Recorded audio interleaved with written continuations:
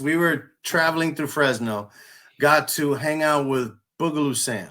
And Boogaloo Sam, I had connected through him, through his brothers, and essentially connected with him. And I remember me and him went driving, and he showed me where the relay races were and where all the street dancers would gather. And I got like real intimate knowledge of the beginnings of his journey, which was amazing. And so I told Sam, bro, tomorrow night's the show. And, you have to understand this is your town, bro. Like, I would love to highlight you because, you help spark a movement that has traveled around the world, that's gotten me around the world. And you and popping, it's a special thing that happened here in Fresno. And we should tell people about it. Would you like to do a quick solo if I introduce you? He's like, man, I don't know. He was like reluctant. He goes, tell you what, if you see me wearing a red zoot suit, that means I'm ready to dance. If I ain't ready to dance, I won't wear the red zoot suit. And I was like, all right, cool. And nobody knows that this is happening. Nobody knows. Nobody knows that you went through this. No, nobody knows. I'm hosting the show, so I don't even know what's going on. So then at one point, I grab the mic and I do a quick introduction because I remember when we did the audience participation. Oh, yes. Right? I remember, and I remember how excited you was, bro. Yeah, we turn on the lights. I could see from where I was standing on stage. The show starts in 3, 2, 1.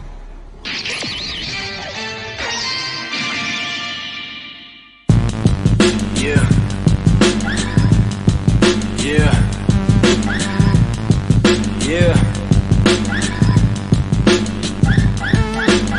All right, ladies and gentlemen, welcome back to Flash Talks, history worth listening to. I go by the name of Flashback, and tonight, ladies and gentlemen, we present to you a remarkable artist whose story is as compelling as his talent. Born in the heart of Miami, this individual dared to nurture his passion for hip-hop and street dance despite a strict Pentecostal upbringing. From cover dance explorations as a child to the chaotic streets of Hialeah and later into the pulsating underground rave scene, he navigated his turbulent youth, always guided by a rhythmic allure of dance. A turning point came in early 90s when his love for the street dance became his lifeline, pulling him away from the negativity and propelling him towards a professional dance career. So by 1996, he had carved a niche for himself in the dance world, and by 2003, he found himself under the bright lights of New York, starring in the off-Broadway hip-hop show called Break the Urban Funk Spectacular. His journey from clandestine dancing in Miami to off-Broadway stardom in New York paved the way for a resurgence of street dance in Hollywood. His influence can be seen in the wave of hip-hop dance movies and television shows that have followed, including popular titles like You Got Served, Step Up, America's Best Dance Crew, and So You Think You Can Dance. Now, get ready to be mesmerized by his moves, his story, and his undeniable spirit. Let's give a warm welcome to this Miami-born, off-Broadway star and a trailblazer in the world of hip-hop and street dance. Put your hands together for Otto Vazquez, a.k.a. Aquaboogy!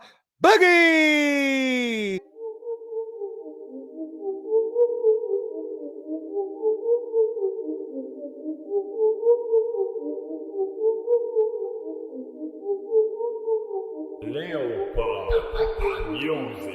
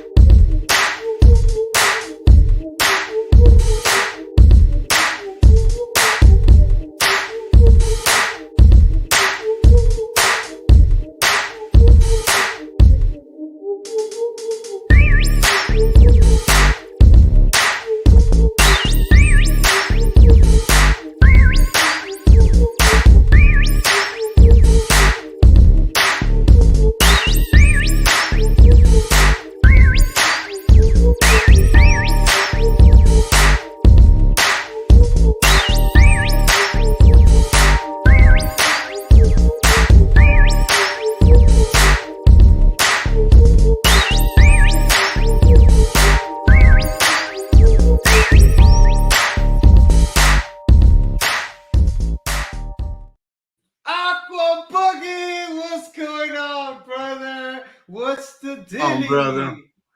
What is happening, my brother? It's good seeing you, man. It's good seeing you. Good. How was the intro, brother? That was great. I loved it. It was a fun recap of some fun moments, you know. That was just like, man, that was a good time. And let me tell you, you already know, I had to condense everything very, very small because there's so much footage of you, bro. Yeah. Like, it's so much, and we'll be here. We'll do like a what's it called? An 8-season episode or a series of you. Like, straight up, if you really think about the years you've been doing this, like all the shows, all the recordings. Oh my goodness, bro. Imagine you put it back to back like that. And you just we used to set up a camera in every show, and there was epic shows, man. That I told you, bro. You organize that footage. You have like who knows hours upon hours upon hours of just footage. Oh, you don't even understand, brother. This crazy. Is one of the cameras right here. This is another camera. Wait, where's the other camera? I got a freaking the 8mm old school one. Oh man. I got 8mm, mini DV, high 8, VHS tapes. This right here, that whole box, it's full of shows of mini DV. Wow. Full of it. My goodness. And the majority says break the Urban Funk Spectacular. Yo, so you know what footage I'm dying for you to find was our Fresno footage. Remember the show in Fresno? Okay. Yeah, I got you, brother. Because I have Fresno here, so nice. So much footage. It takes a while. Put them in, start going through it. You're like, oh man, and just cut up to certain clips. Expect that, man, that Fresno footage, and I want to talk about it later on. Yeah, a little bit about that because that's history right there. It is. It was. It's history. But it was iconic. How's everything, man? It's been a while. You've been doing your thing. I've been watching. Yeah. But everybody's busy. It's been crazy, man. Like my life has changed a lot since it was already changing right before COVID, but it's weird because COVID allowed me to isolate myself and work on some projects that would have taken me a long time to complete. But the whole shutdown actually allowed me to hone in and like finish a book that would normally have taken me like years to finish. I finished it like in a matter of like 6 months because of the shutdown. Wow. So I kind of turned a really negative situation, right? That was scary for everybody. It was scary financially for everyone. It was wild because my wife and I had just bought a house like 3 months before the shutdown, 3 or 4 months. So we had literally like got into all this, the debt of buying a house and getting into that. And then all of a sudden shut down and we're like, whoa, right? So essentially I started just working on different projects. Of course I was teaching. I was doing a lot of online classes. I did some really big online classes. I did one with Art of Popping, which had like 3,000 students from around the world. And I was teaching waving and it was a good time. But I was like, this isn't allowing me to hone in on a project and write this book. So I wrote the book and that has taken me to a whole mess of more opportunities because from the book we created afterwards we got a short film into Cannes. Now I'm writing a secondary book. Like I have my writing career that's taken off. So man, so you've been doing a lot, but I don't want you to get ahead of yourself because I want to take you back into time, and that's what they call me flashback. I want to give you a flashback. And go back because we got a lot of stories. We traveled the world together, and so much craziness that we witnessed. It was wild. So much dope things, so much beautiful moments. Yes. Tears, laughter, people getting angry. Like, we might have seen blood, but I don't know if we did on the same tour. We definitely stopped a few things from going down. I'll be honest with you.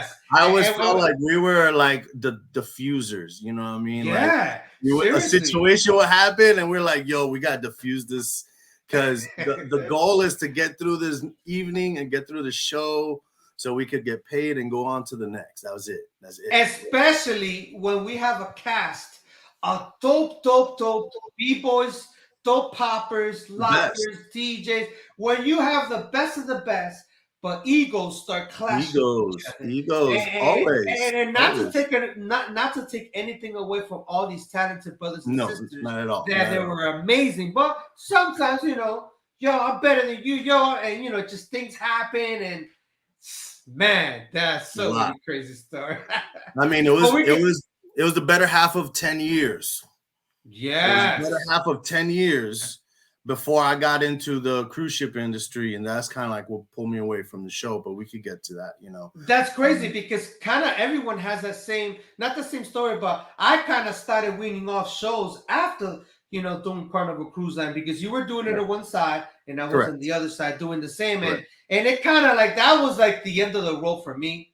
I got married. I was like, that's it. I left everything in the past, and I said, let's focus now. Yeah, same. And you know what's so crazy? I met my wife on the cruise ship. I met my wife on the cruise ship. Yeah, that I didn't know, but we'll get to that. But I want to take you back.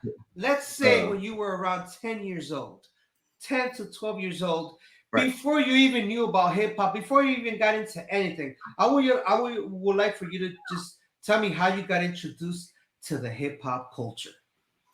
Absolutely.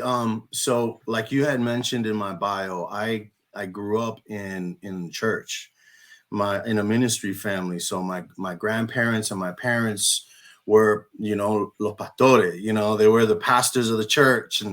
And I was growing up in a Pentecostal upbringing that was really strict. So they considered hip hop the devil's music, like full out. Worldly. It's worldly. Mundano. That was the term. Which mundano in English is worldly in reality. It's worldly, that it's of the world. And if it's of the world, it's of the devil, basically. If it's not for God, it's for the devil. It was a very black and white, upbringing. So I remember getting yelled at on a holiday where I'm in my parents' and I got my Walkman on, and I'm listening to Run DMC. You know what I mean? Of course, as you can see, I have a love for Run DMC.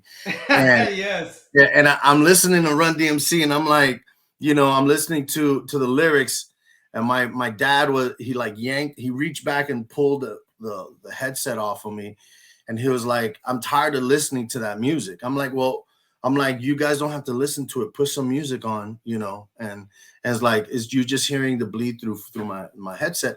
He's like, yeah, but it's terrible music. I hate it. That's the worldly music. That's the devil's music. We don't want you listening to that.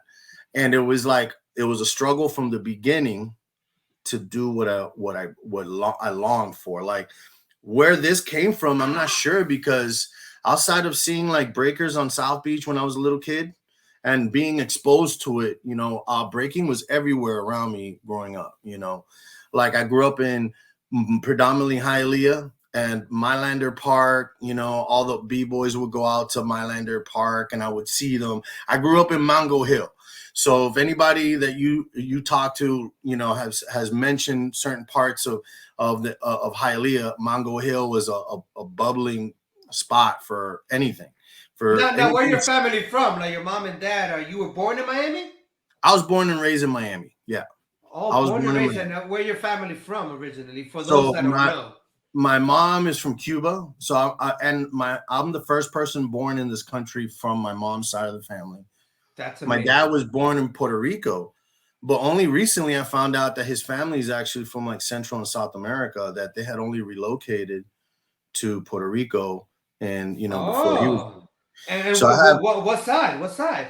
So I have like roots in Central America and in South America. Like my grandmother was Aztec, bro. I saw like picture of my grandmother and great grandmother look super Aztec looking. So I just learned that I have roots, and I'm learning about those roots now in my own personal search for my history.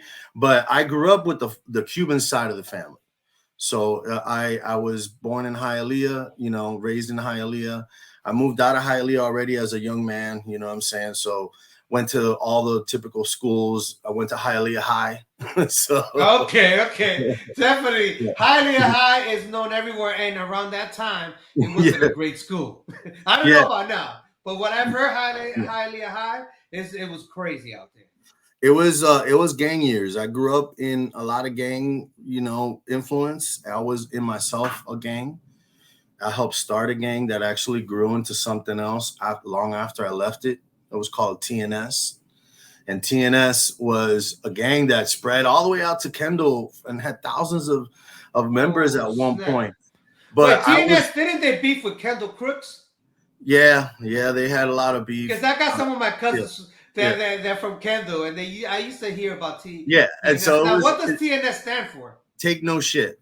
Take no shit. Oh snap! So essentially, the way it formed, right? It was pretty interesting because we're a bunch of kids that are coming into Hialeah High from some of us Palm Springs, some of us came from Jose Marti, they had just opened up, and we're coming into Hialeah High, and some of us used to beef with each other in middle school. Like I remember, I had a Oh rival snap! named Bemba, right? His name is Bemba because he had a big mouth, and sure enough, we fought in my last year of middle school, and I won. So then afterwards, I see him again in Hialeah High, but we're surrounded by these tall, big dudes. You know what I'm saying? Like we're the little kids now, and like someone that was my enemy all of a sudden becomes my friend. So we had all weird. A lot of us had fought each other in middle school and growing up, but in this new situation, we all started watching each other's back. And so we wanted just to be able to leave and not get messed with. And you had to be in a group in order for that to happen. So if you were by yourself, you were a target. I was always a target. At first, I was always a target because I was a loner. But then I had to learn I have to roll deep out here in order to get any freedoms. So we started watching each other's back, and they started identifying us as a gang. We're like, yeah, we're just tired of taking shit. We take no shit now. And isn't it crazy? Isn't it crazy that almost sounds like you're in prison already? Like you're in jail. It's like the jail. You got a division of the blacks on one side, the emos on the other. You got the Latins on the other side, and all these gangs. And if you're alone, everyone is gonna mess with you, right? Exactly. You had to identify with a group sometimes, and like I remember seeing this one kid walk on the seal because there was the stigma in the on the school. When you first walk on the property, there's this big seal that's been there since the beginning, since they built the school, and you're not supposed to step on the seal. But there's not a sign that tells you that. Yes, they expect you to know that, look, you don't step on the seal. And they used to hang out around the seal just watching it, the football players. As soon as somebody walked by, shove you right off. It goes, don't step on the seal. And so I already knew this, though. I already knew this because I have friends that had gone to school there. So, I was already told not to step on the seal. And it was just a wild time, bro. It was violent times. I remember a lot of kids died between the years of my freshman to my junior year. I never made it to my senior year because I was kicked out due to a gang fight in Hialeah High. So I was thrown out of school because of gangs. So what year would say is that? What year? Like around early 90s? It was early 90s. So it must have been like 91, 92, yeah. Just about 92. Didn't go back to my senior year. Got my GED and started going to Miami Lakes Technical School, which is over there by Opelika Airport. And that was when I first took a year of film and television. And I kind of fell in love with the film and television, but I didn't pursue it as a career because by then I was full blown into dancing. And so dancing occupied a huge part of my life already. But so, before that, did you see already? You already knew about the hip hop, graffiti, breaking. So you already knew about. I want you to tell the viewers and the listeners, when was your aha moment that you were like, whoa, yes, this is hip hop? Like, yeah, it's funny because I got a kind of a typical story that I think a lot of people can identify with. I was coming up and when my first couple of years, I got lucky because my parents afforded to send me away to school, to like a Christian private school.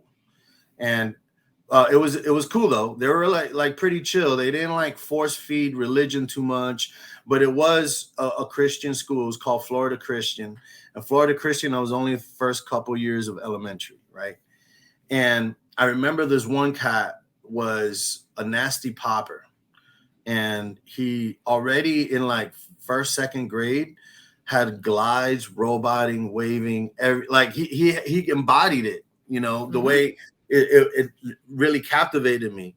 But it wasn't until like there was this little shorty I was already starting to crush on, and I saw how quickly they were reacted to dancers. And I saw this in elementary school.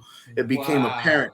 And I'm noticing this stuff, and I'm like, yo, I'm just like 7 years old, 8 years old, 9 years old, and I'm looking at these cats that are a little bit older, and I'm seeing, yo, they react differently when this dude gets down, right? Yeah. Instantly, they're like, oh, have star in their eyes and shit, and I was like, man, that's kind of like what I want, I want to have you want that attention, right? You're like, look at me. Exactly. So I started getting into it, and I befriended this homie. His name was JP, and he started teaching me some basic foundation, and he even showed he told me the term popping, the term waving. So I already had like correct terms from like as a little kid. Now I couldn't manifest this back home because my parents didn't like anything that pulled me away from church. So all the activities that I was allowed to do openly growing up had to do with church, and dancing wasn't one of them. Listening to hip hop wasn't one of them.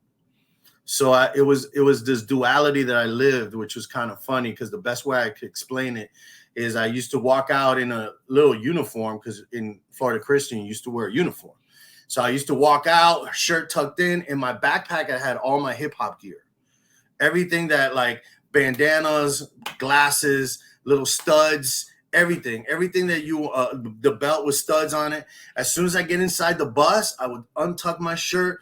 I would like pop my collar, kind of like what we do to the people in that one skit that we always do. The like, audience participation. You know what they need? They need hip hop flavor. So basically, I would add hip hop flavor to myself, put bandanas around and I would embody this character only at school, but then I would flip it when I was in church and around my church friends. So it was kind of something I lived in secret until much later on in life, that I was a teenager. And so didn't it feel like a superhero vibe? Kind of like, absolutely. It was they don't know you dressed up. It was a duality. They didn't know I was really into it. On the flip side, I was kind of into music in the church. So I was into, I was part of the music ministry or whatnot. But and for the most part, it was a hidden thing for me in the beginning. And it wasn't until I got into the raves. This was a pinnacle point, because right after high school, I needed something to pull me away from that hardcore hip hop and gang life. So a lot of my friends were in the gangs. My family thought by moving me up north a little bit, it will help me break away from those chains, right? And then I met a bunch of ravers, right? So now, before the ravers, you said that you were in hip hop. You were heavy into it. Who were your mentors and teachers around that time that were guiding you, that were helping you? I didn't have any, bro. I was nobody. I had the street kids. The streets was my mentor, and the kids that I was hanging out with, they started getting into a lot of crime, and crime was what led to a few terrible things to happen, including beefs with other gangs. And so we were beefing with other gangs that were establishing themselves in the early 90s. One of them was International Posse.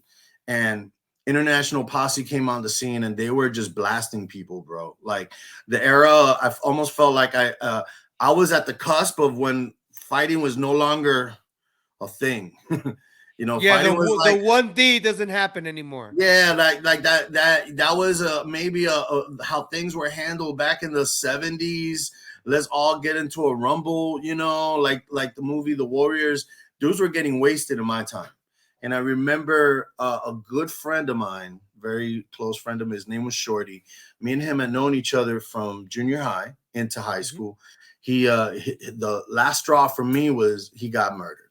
And he got murdered by a rival gang. They never caught who did it. You know, they took this kid in his prime. We are just juniors in high school, so you can imagine, you know. And once they took Shorty, it was like, I don't really even want to be part of this anymore. You know what I'm saying? I don't even want to be part of this. So I So that pulled was like a away. wake-up call for you. You said, Yeah, yeah. yeah, yeah. And besides, my fellow homies that were in the gang were kind of like knuckleheads, you know. And I had a moment where I had to argue with them, and a lot of them had taken something Shorty had said in life one day messing around. He was like, if I ever die in my prime, bury me with a 40 and a joint, right? And a blunt, not a joint. And so these guys were trying to smuggle in a 40 and a blunt into his casket. I'm like, dude, Shorty was just messing around, and we are all messed up, you know, in the park, you know, hanging out, skipping school. That's not something for you to take serious. His family's here. They just lost a son. So Yeah. respect them. And I vote that we don't do that. He goes, but it was one of his wishes. It was Shorty in his 16-year-old mind saying that. But Shorty, the real Shorty, who he is telling us not to do it right now. And they listened to me, and that was it. I was always kind of like the voice of reason and the mature one in all my groups, you know, and it was very much so in the gang. And so the leader, he was like, yo, man, just dip. Because I was like, all right, so are we gonna have to get walked out? Like, let's get walked out, because everybody else gets walked out. You get walked in, you get walked out. And I'm sure you can explain what that is, or what that procedure was. For But those that don't know, walk in, walk out, you don't want to know. That's all you gotta yeah, know. yeah. So he was like, no, bro, honestly, I love you too much, bro. Just disappear, homie. And I'll make something up. Oh And that's snap! exactly what I did. And I And moved up nobody knew north. you by your name, by your original name, by your government name, or you No, had a no, AKA. because no, at that time they didn't, and it wasn't even like that. Like, my main homies were actually my homies, and when I decided to leave, they were like, just leave them alone. And so my parents moved me up north, and then that's already, you know, post high school into my college years, and that's when I met a bunch of ravers, and they were like, yo, there's these dancers out here, you know, that come out here, and they're dope, and there's b-boys. I was like, b-boys, get out of here, there's no b-boys, no one breaks anymore, right? And then I went to a rave, one of my first raves in the early 90s, bro. So we're like now in like 93. And I actually saw b-boys getting down, and I saw dudes trying to wave and pop. Now, And can you recall any of the names, or do you remember that you saw there? not really. I know one of them was Speedy. Speedy was out there. Was Speedy Speedy, Legs? yeah, Speedy Legs was used to pop up in raves in back in the day, and that's one of the Oh first snap! times. And I remember seeing Speedy when I was a kid, right? But I remember again seeing Speedy again pop up in raves. Now this is before Pro-Am era. It was just like, oh snap, you know. And then the other times, there was a movement in the mid '90s where everybody started going to South Beach and Mhm. getting down on 10th Street, and On the that boardwalk on the area, bar. right? Yeah, so that became our stomping ground. And I remember that's where I actually started seeing other b-boys come out the woodwork, young cats start coming out, you know, floor Do you see masters, Street Masters? street Street Masters? masters, street masters. Pee Wee was out there, you know, all the early like street masters, Troll, Troll. you know what I'm Yeah. saying? So all these guys were already like coming out the woodwork, and now it starts leading into the hip hop elements era, which is Speedy Legs and Trails, and they all started doing early events that led up to the Pro-Am. The Pro-Am, I had been to a lot of the little earlier events, and even Like the at the early mall, those at jams at the malls. the jam at the mall, bro, at the Peaches, at Yeah, at at the the Peaches, mall, yes. at the When I had Peaches. Speedy on the show, he spoke about it. Yeah, Trails spoke about it too. yeah, And yeah, Chilsky spoke about it too. correct. And that was like the stomping ground where I was like, oh, there's a resurgence of this movement that I didn't get to live in the 80s.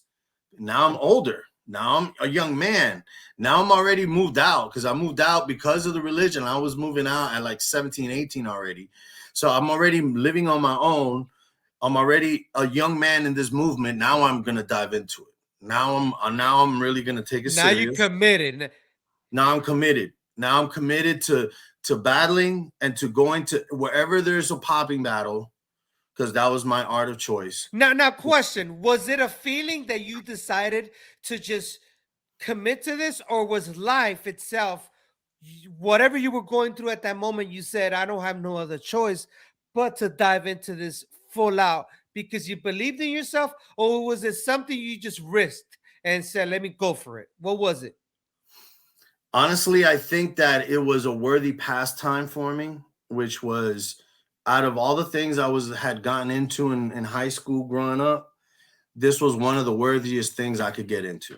You know, I come from a place where violence was common, bro. Like getting jumped, you know. My last day in high school, I got jumped by 12 homies, 12 people. My last day, they kicked me out and I couldn't return.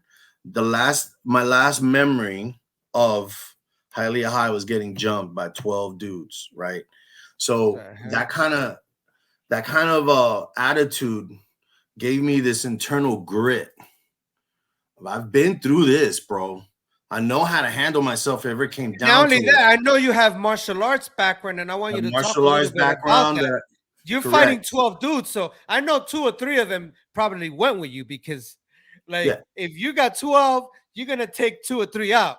Absolutely. I mean, I got a few in before I had to curl up, because once they surround you, bro, and they start raining blows down on you, it's you'll block one and then get hit simultaneously in the back from another one. You know what I'm saying? So it becomes essentially cover up your vitals in your head, you know, and you get into that mode. Luckily, there was a shop teacher that was there. And he pushed all these kids off of me, grabbed me, locked me inside his classroom, and called the cops. You know what I'm saying? And then the cops came, and that was something. So that grit followed me into the hip hop scene, right? And the hip hop scene I grew up. I tell a lot of people, you guys have it easy, man. Like you have such a controlled environment, and we worked hard to create that controlled environment. Because the scene I came up with, like part of battling was to ridicule your opponent, even like verbally. So you had crazy stuff being yelled at you while you battle. You know, even if they would try to get under your head, inside your head, just by saying, "Hey, you're off beat, you're off beat." They'll clap. They'll start the whole clapping thing. I'm like, dude, I know I'm on beat. You're off beat. What are you talking about? You know. So, but they would throw these things at you. They would yell out, "You suck." You know, you're a biter. Or they would do the whole biting thing, and it was constantly trying to distract you so you wouldn't execute at your best. But that didn't work with me, bro, because I came from a background where violence was an everyday thing. So if I learned not to get hyped when violence happened. I learned not to get hyped when people were shouting in my face. Yep, stay calm. Stay calm all the time. Everyone, stay calm. You're always gonna smoke them that way. You're always gonna get them that way. You're always gonna. So now you notice the difference of, at that time, you gotta have thick skin. You can't be very sensitive because, you know, like you say, the kids nowadays, they got it easy because they'll be in your face acting like they're about to beat you up, but they're just trying to scare you.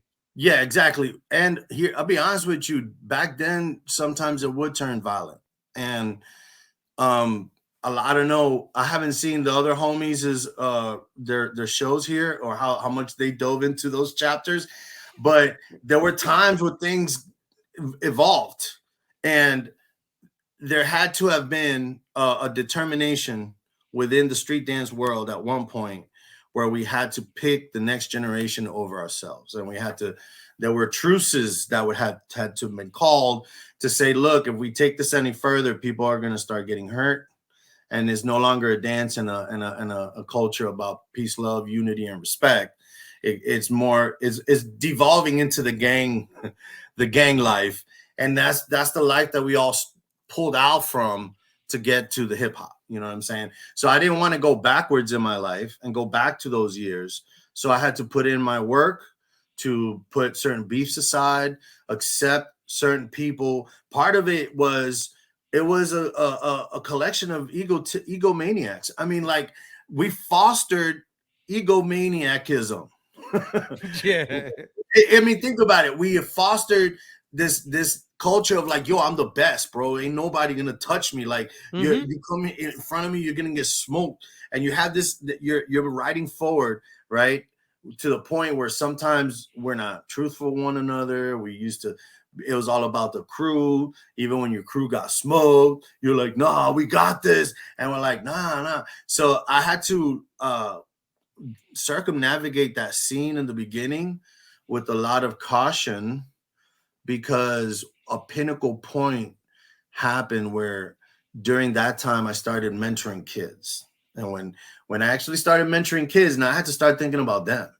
And it couldn't evolve into violence if I'm having my kids with me. And it got to a point where I know that you've heard that I've had like a youth program kind of.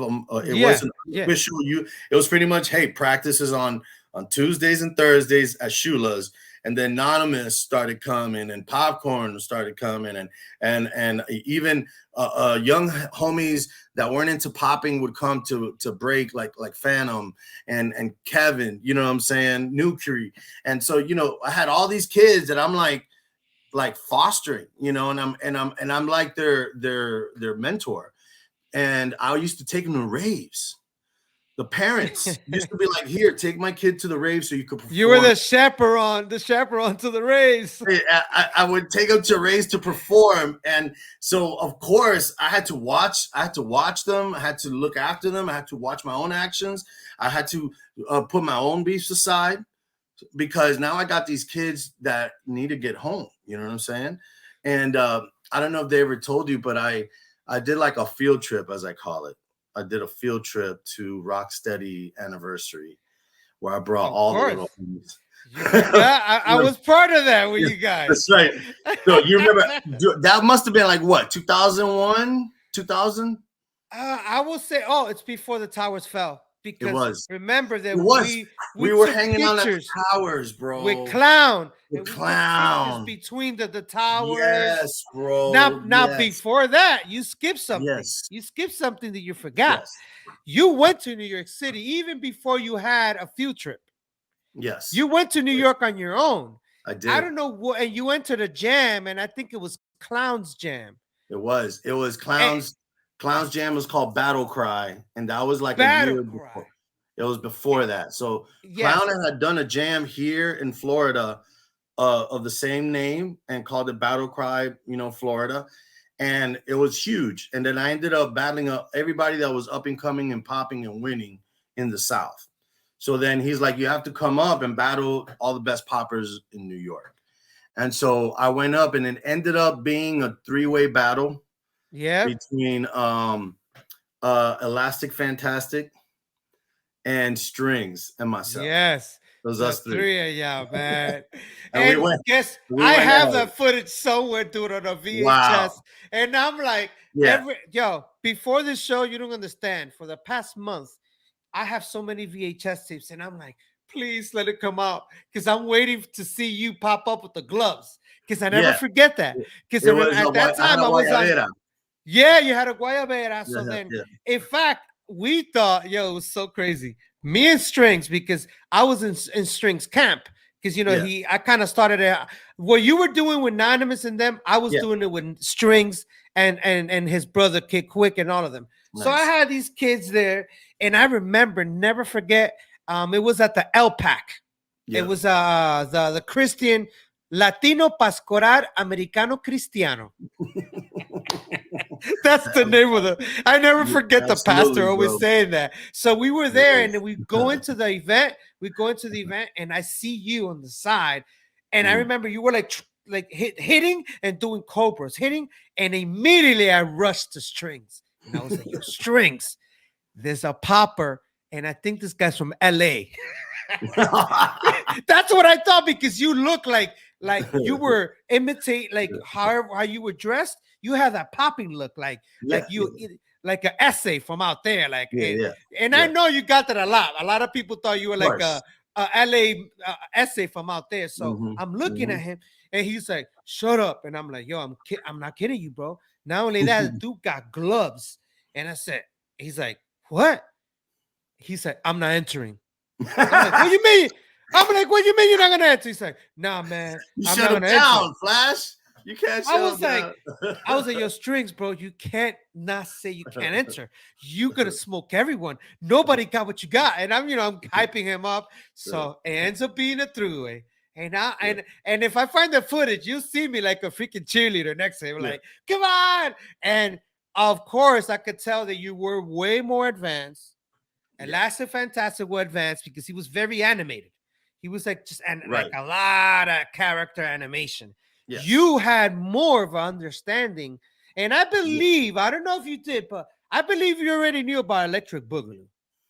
Yeah, I already had Electric Boogaloo as something that I was actually striving for. I was also working on locking, like getting my locking game up.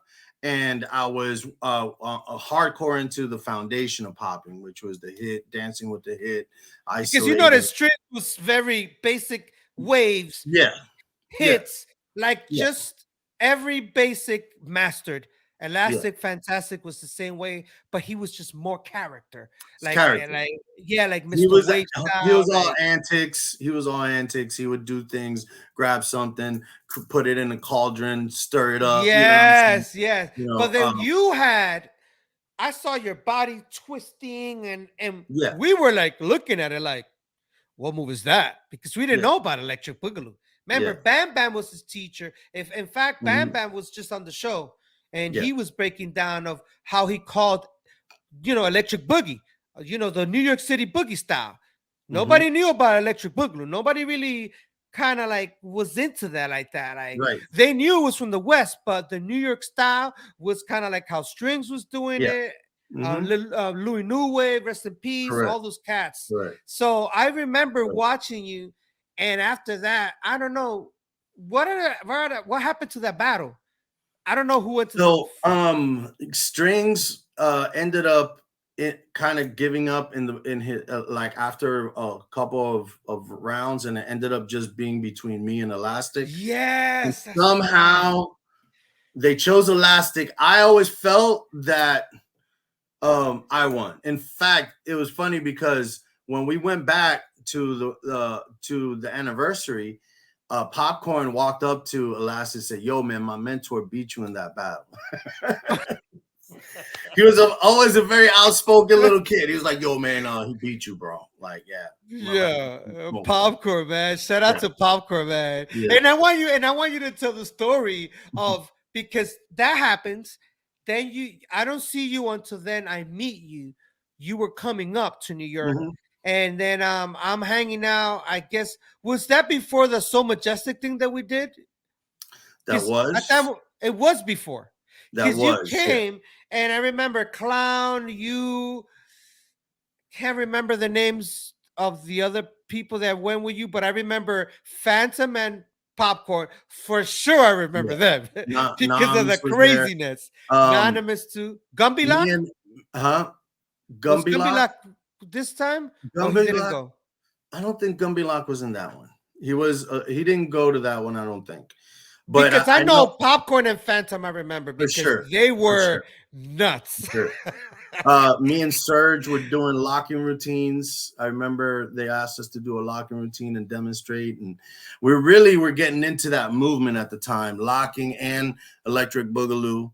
Around that time, I actually met Poppin' Pete and Skeeter Rabbit. There was an event that happened in Pittsburgh.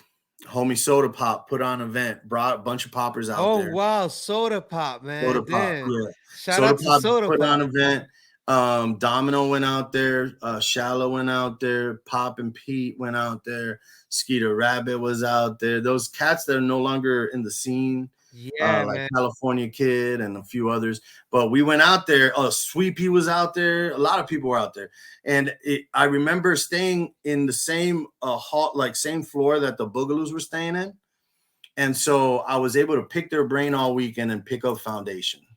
And everything Oh, I learned early about Electric Boogaloo was literally organically from spending time with Pete and Skeet, and they broke me off a lot of information, and that transformed my popping like completely. So then I went back to the lab, started adding. And one thing I remember Skeet told me, never forget this. He told me that trip in Pittsburgh. He was like, "Dude, take whatever we got, take whatever you got, and roll with it."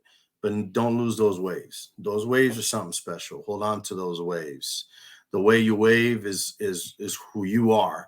So, just don't, like basically saying, take what we got and apply it. mm-hmm. Don't lose that technique that you got with that. And so That's so dope. So you're there and you're training with them. I'm gonna assume you took a lot of homework home. a lot, That's what you did. a And lot. now you're teaching it to Popcorn, Gumby Light, and all Correct. your students, basically. All my students. And so I Now, started pouring myself into my students. And that's when I met Bam and I met Serge, and we started collaborating, and I started going up there. I went to that one event at the Skate Key. Remember the So Majestic event at the Skate Key? yes. And at that Dynamo, rest in peace. Oh man, yeah, Dynamo. yeah, and my brother. And Dynamo was a huge reason why I connected with Soul Majestic, because Dynamo remembered to hit a lot of his roots in Miami too. So then when we met, he kind of filled in the blanks of my knowledge of when I was a little kid and I was growing up in the church and I couldn't really get into this the way I wanted to. He filled me in all those years and who was who, what the names of the crew, his group, the Warlocks, the Ghetto Dancers, the Amazing Wizards. These are all early crews that he put me on. And then I bounced that information off of Speedy. He goes, yeah, so-and-so is in that crew and so-and-so's in that crew. And so I went on a mission to gather up all the OGs from the 70s and 80s. And I brought them together for an event called Evolution 3. Yes. I remember that. You doing that. Yes. Was that up here in Orlando? I believe it was. Because you did one you did one like it almost was like a conference. Like Alex was part of it too. And I remember I was doing a gig that day and I couldn't go, but I remember it was like you had a lot of OGs there. Like you brought like all the OGs. I don't know who it was, but yeah, can you remind me who was there? Yes. So Evolution 3, what I did is I brought out a group called the Amazing Wizards. The Amazing Wizards is a hybrid of another group called the Ghetto Dancers. The Ghetto Dancers was one of the first locking and popping crews of like early Miami history. I'm talking about like late 70s into 80s. Wow. Right? And so, but they were also lockers. They were, because the Amazing Wizards were really into locking, and they came out with the whole outfits and everything. And so they were at one point rivals with the Warlocks, which was Dynamo's early crew. Oh, so these guys used to go at it, right? Because Dynamo was centered in Miami.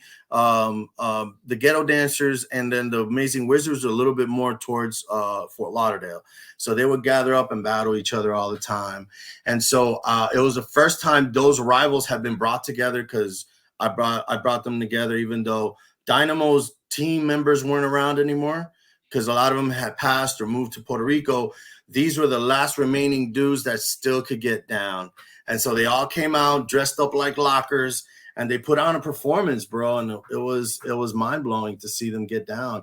And they haven't come out since. It was kind of like, these were OGs already. So yeah, so like, from the 70s, you brought them out in the 2000s. 2000s. That's 30, almost 40 years later. Yep. And Dynamo hadn't seen those guys.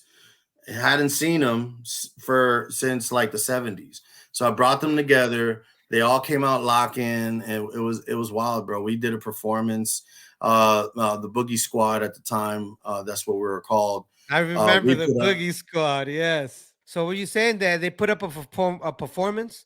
yeah, they did a performance, and then of course we did a popping and locking performance, the Boogie Squad. So you got to see like new generation and really older generation going on at the same What time. year was that? What year, if you could It must have remember? been like, oh, and it Because was I know I was Evolution. already. Yeah, I think it's 2005 I think it's 2005 because I moved to Sarasota 2006, and I came back, and I remember Alex came out here, and I remember him telling me, "Yeah, I'm doing this popping thing, locking." It could be 2005, Yeah. late It's 2005. somewhere in the mid 2000s. I remember, of course, rest in peace. Mex One put the event on, and he thought it was an amazing idea to bring out that type of element in the jam, and they did a whole speech before their performance on their history, and they talked about a lot of things a lot of people don't know about that happened. I'm sure some of the members that you had previously spoke about. Yeah. So Cry in the City was essentially kind of like the Miami breaking movie, Mhm. quintessential breaking movie, and it had everybody that was anybody in that footage. So Terry T was in that footage. He was one of the main characters. He was in the Amazing Wizards. And fun fact: Terry T was also part owner of the King of Diamonds. Oh wow! Okay, Yeah, yeah, I didn't even know that. yeah. He went from the street dancing to owning King of Diamonds. What the hell? Well, Yeah, that's the era to do a switch like that if you really think right, about it. right. Correct, correct. Now, around that time while you're doing all these, like you're doing already events, you already went to New York, you already had a name already. Like people already knew you because I remember after you went Hmm. back and you came back again, people knew who's Aquaboogy, Yeah, meaning yeah, people were like, yo, they're coming out of yeah, Miami. yeah, Like your name is on the list. The poppers over there are yeah, like, yeah, shit, we got a little problem right now going on yeah, because you already had, like I said, me watching, me not even being down with you like that and not yeah, knowing you, I already could tell that you had something different that later on I ended up learning it was Boogaloo. And yes. that's when later on I was like, huh, that's what Aqua had over everyone. And Hmm. that's why when you say that when you battled Elastic Fantastic that you thought you won, Yeah, I don't remember who were the judges, but I remember Jazzy when was in it. huh? Who? Jazzy was there. Jazzy J. Now, Yeah, Jazzy. now was it Jazzy J or was it Soulfire? it Which one was was it? it was before Soulfire, but Okay. yeah, it was Jazzy was in a different state of mind at that time, and he was just humored by Elastic Fantastic. I feel like maybe there could have been a little bit of regional favoritism going on too, because it was my first jam and I'm coming to New York and I make it all the way to the final, and I felt like maybe they were like they didn't want to let it go, so And you were a serious popper. I was You a didn't have, serious popper. you weren't Yeah, no, like I could tell yeah, because I remember watching you. You went there to like kill people. You yeah, didn't to go win. there to I like want to play win. around and be Yeah, happy. Later on through the shows and battles that I seen you, I yeah, was like, okay, now you got different character. yeah, But correct. maybe I don't know what the judges were thinking, but like you said, they were humored by Elastic Fantastic because he does have, if you're watching him, He's funny. you're gonna be, yeah, he's a He's funny funny. guy. He's Like a funny guy. eh, He does silly yeah, stuff. And so yeah, Strings and you had a serious look to ya.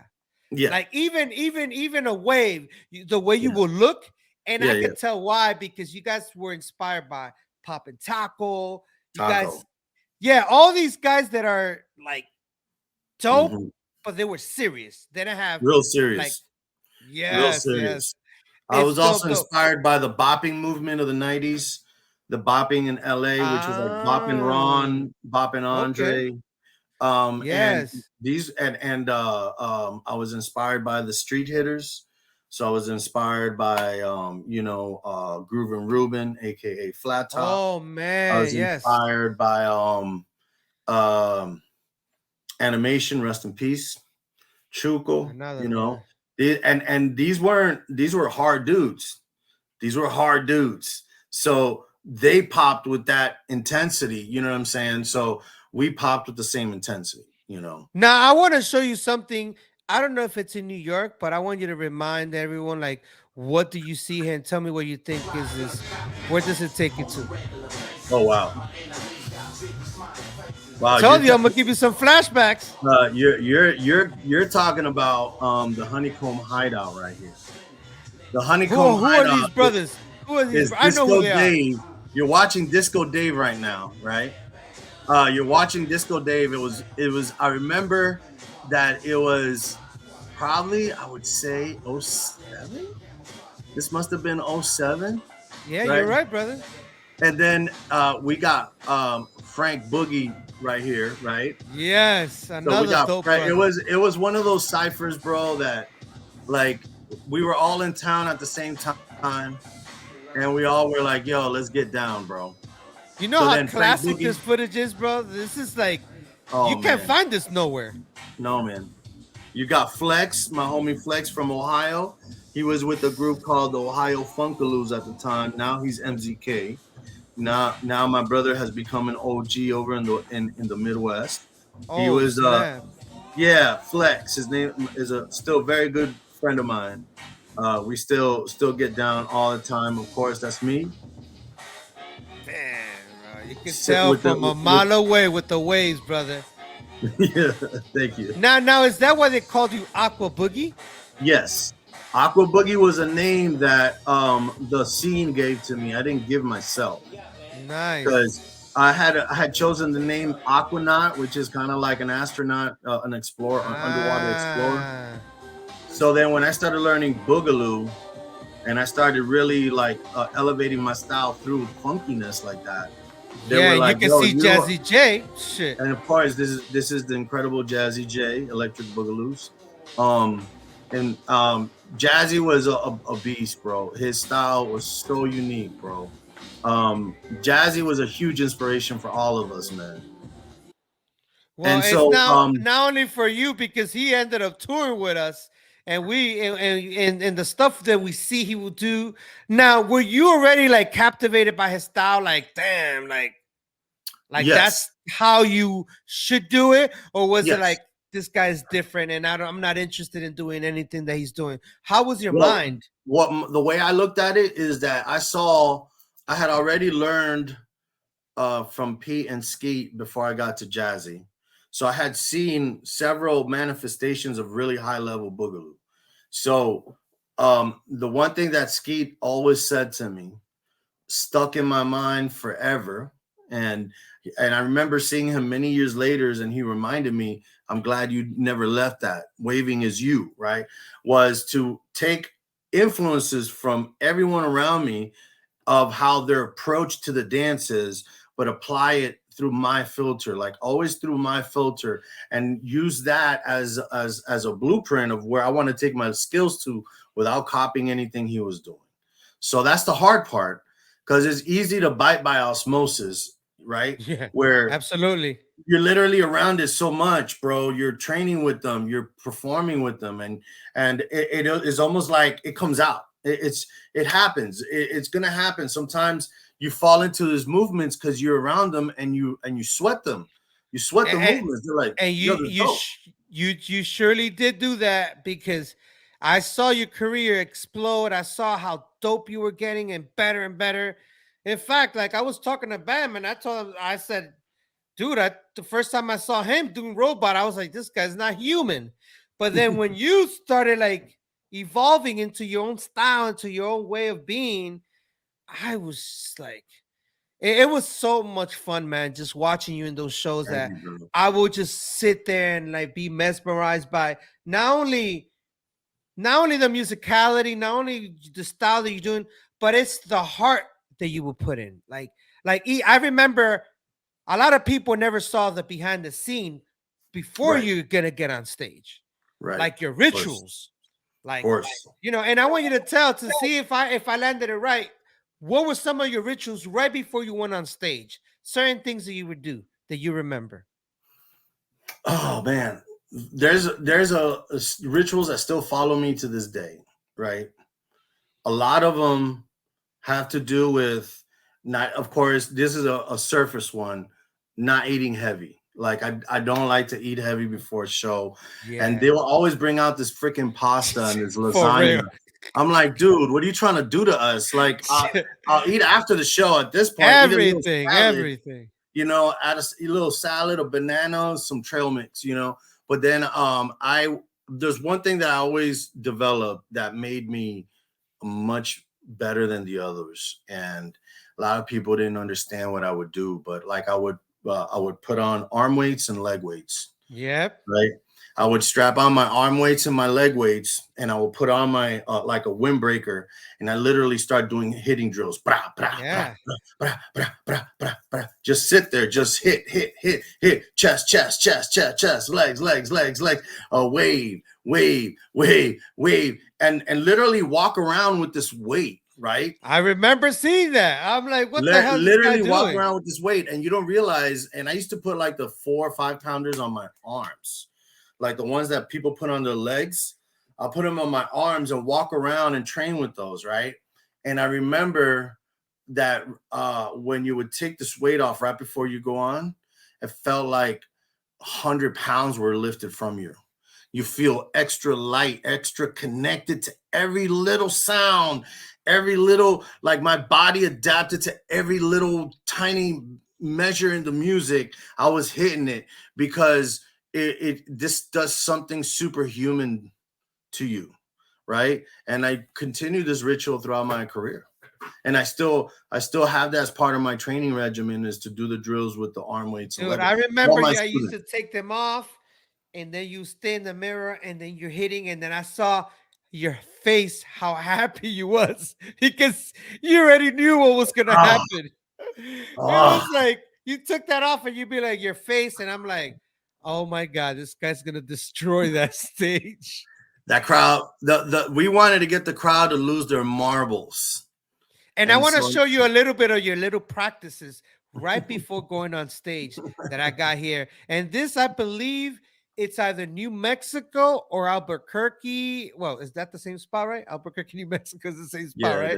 It is, yeah. I believe it's Albuquerque, New Mexico, which we're going to talk about the other stories from that place. If you can remember, Omen was there with me. I do. So check it out. Remember this? Yes. Oh, this was backstage. Yeah, backstage. Yeah. And we got photographers going crazy. Yeah. Yeah. Dude, you're like freaking.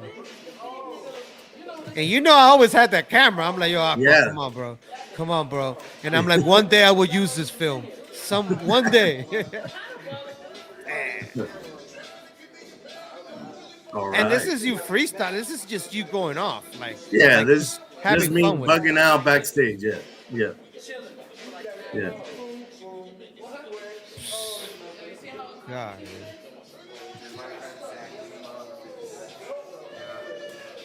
And you always dress fresh, bro. Like that was another thing too, that you used to take that shit so serious. My man had a freaking, what was it, the iron, the other thing, the steamer. Oh yeah. All your gear. Oh yeah. Yep. How old was Aqua there? This is 2007 as well. Yeah, shoot. I know it's in my early 30s already. Yeah, it might be my early 30s, late 20s. This is when break show they started giving you management positions, so you could run everyone, and you're the driver, the manager, the stage guy, the everything. Yep. Right around 06, 07, started doing my first tours. I know you did the whole Australia thing, all that. Yeah. And I want to transition to something else, because this, I need to hear this, because you were part of it. I was part of it. And it's one of the things I've taken with me for life. And me and you're going to be in our 80s, and I'm going to talk to you about this, because we could tell this story, and it's the Mexico story, bro. Oh, man.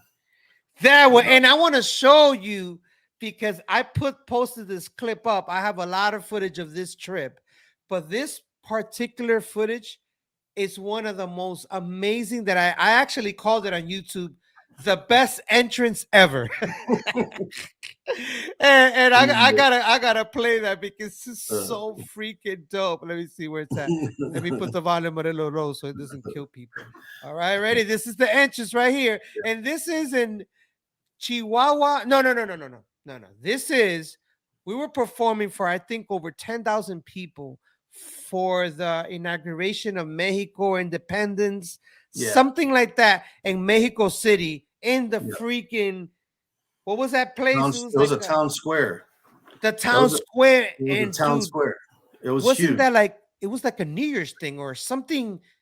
Because I remember when I looked out and I grabbed the mic and I was the MC and I said, Mexico, and that wave of scream. You remember that?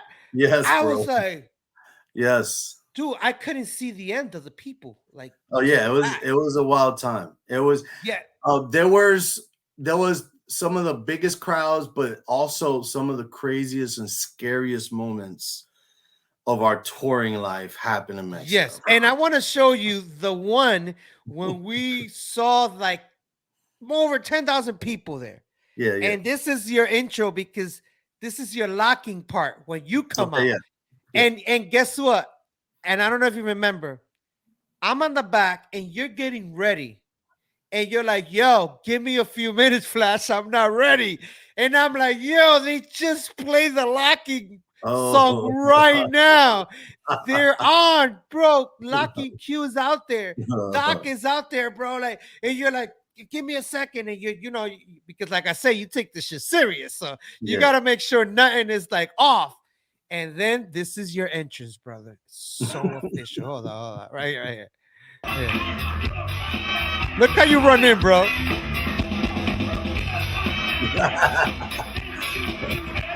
Yo. And damn.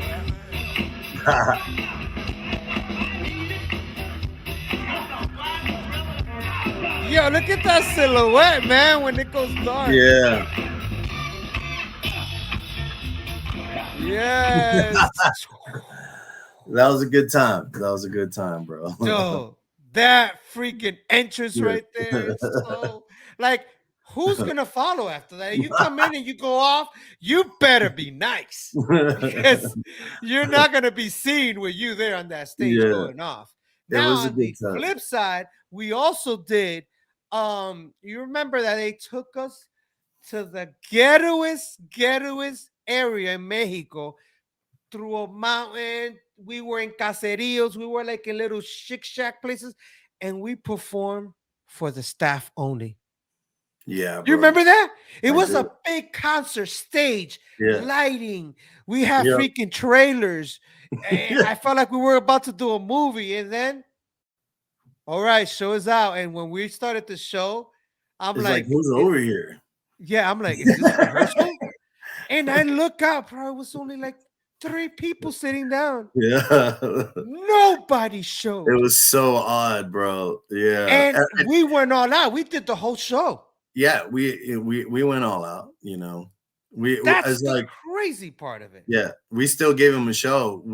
I mean, even if there's 3 people there, we gotta give him a show. That's kind of like my objective always. And I never like to be like, oh, there's only 3 people there. Because you know what? I was always conscious that there's always someone like Flash videotaping. And I always knew that even if it was nobody in the audience, you still could come out with some dope footage. You know what I'm saying? So why give them a half-ass show because, you know, other people didn't show up? No, give it to them. Give it to them.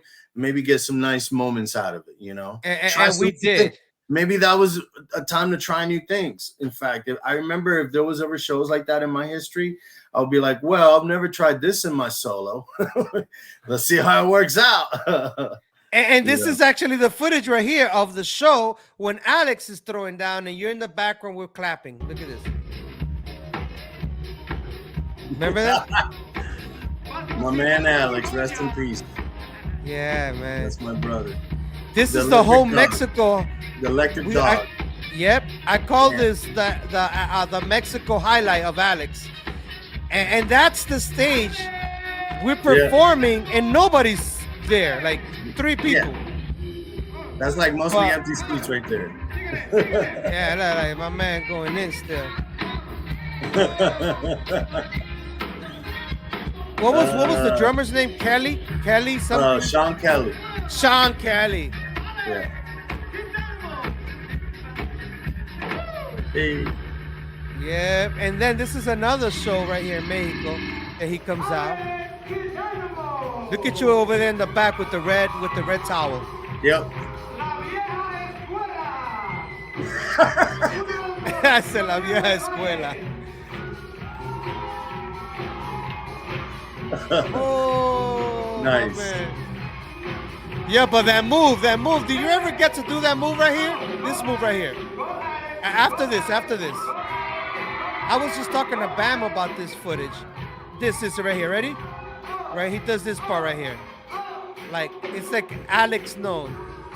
Right here. It's coming up right now. Right here. Boop, that little thing.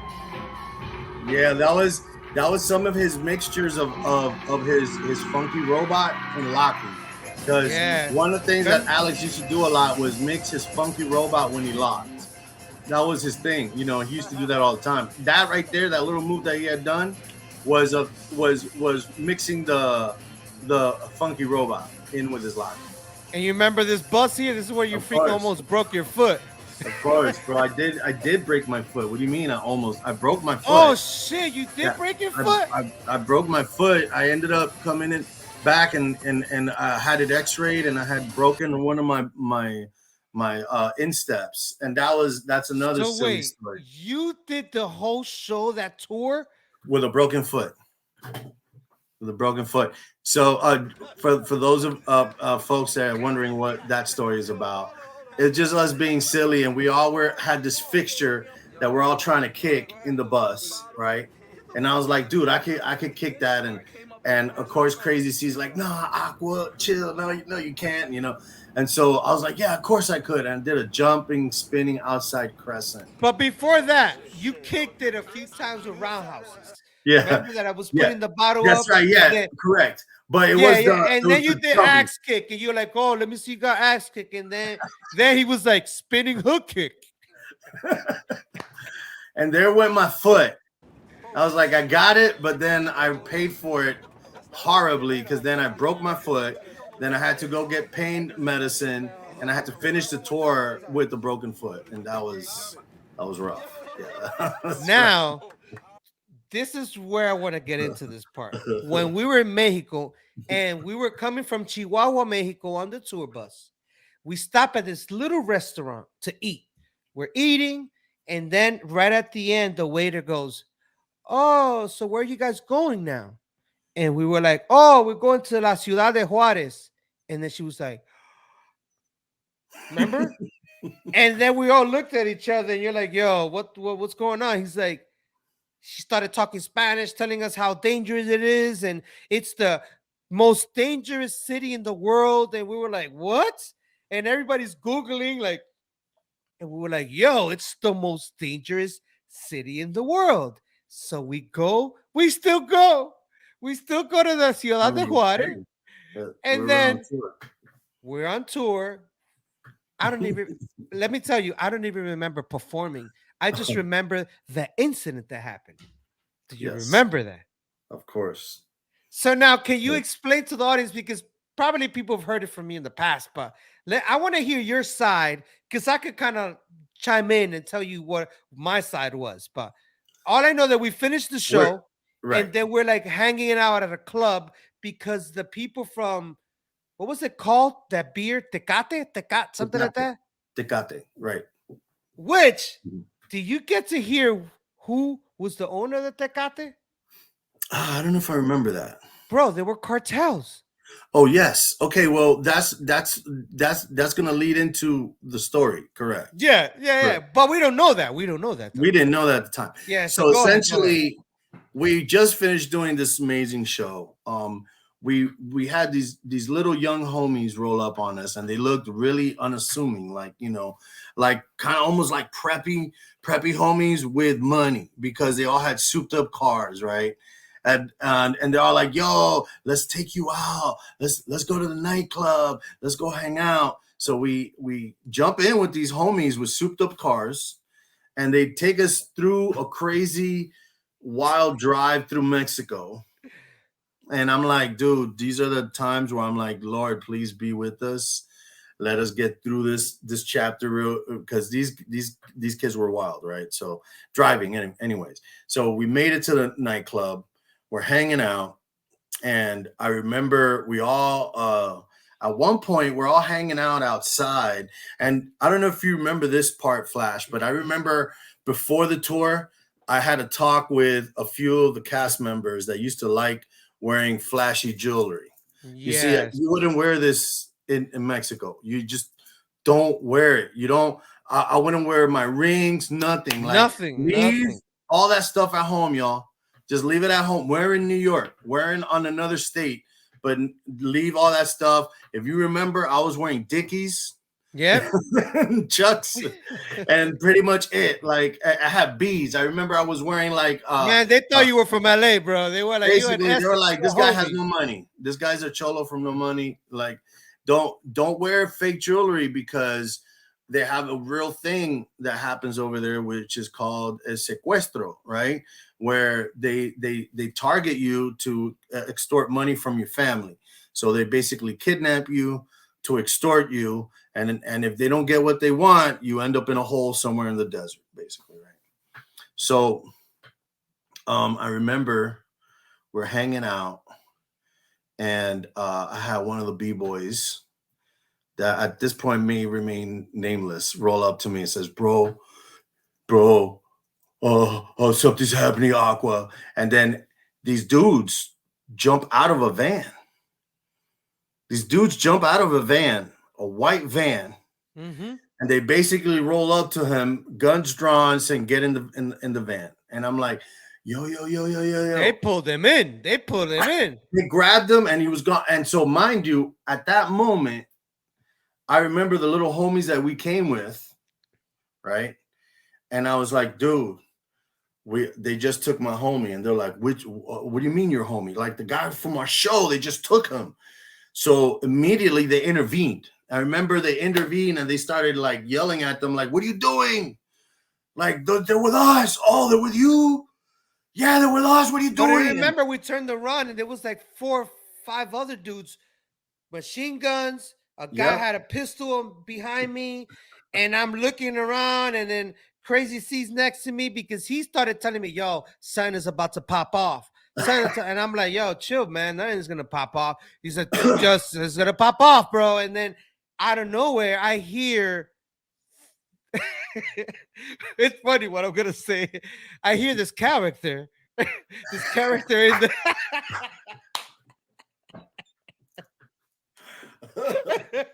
Yeah. I hear this character screaming from the van. Yeah. They're taking me. Yeah, they're taking me. And you're like, you're arguing with the homies, the preppy Mexican guys. I remember you were talking to him, and I don't know. And then they're screaming at them. And I'm like, what is going on right now? Yeah. And all I see is Jumping Bean. I see Jumping Bean with bottles in his hand. Yes. Yeah. And I'm like, Jumping Bean, you ain't gonna do nothing with that bottle. But anyways, long story short, little did we know that the young homies that we were rolling with were actually like the kids of the cartels. They were like the kids that were going to college, but their parents ran the whole town.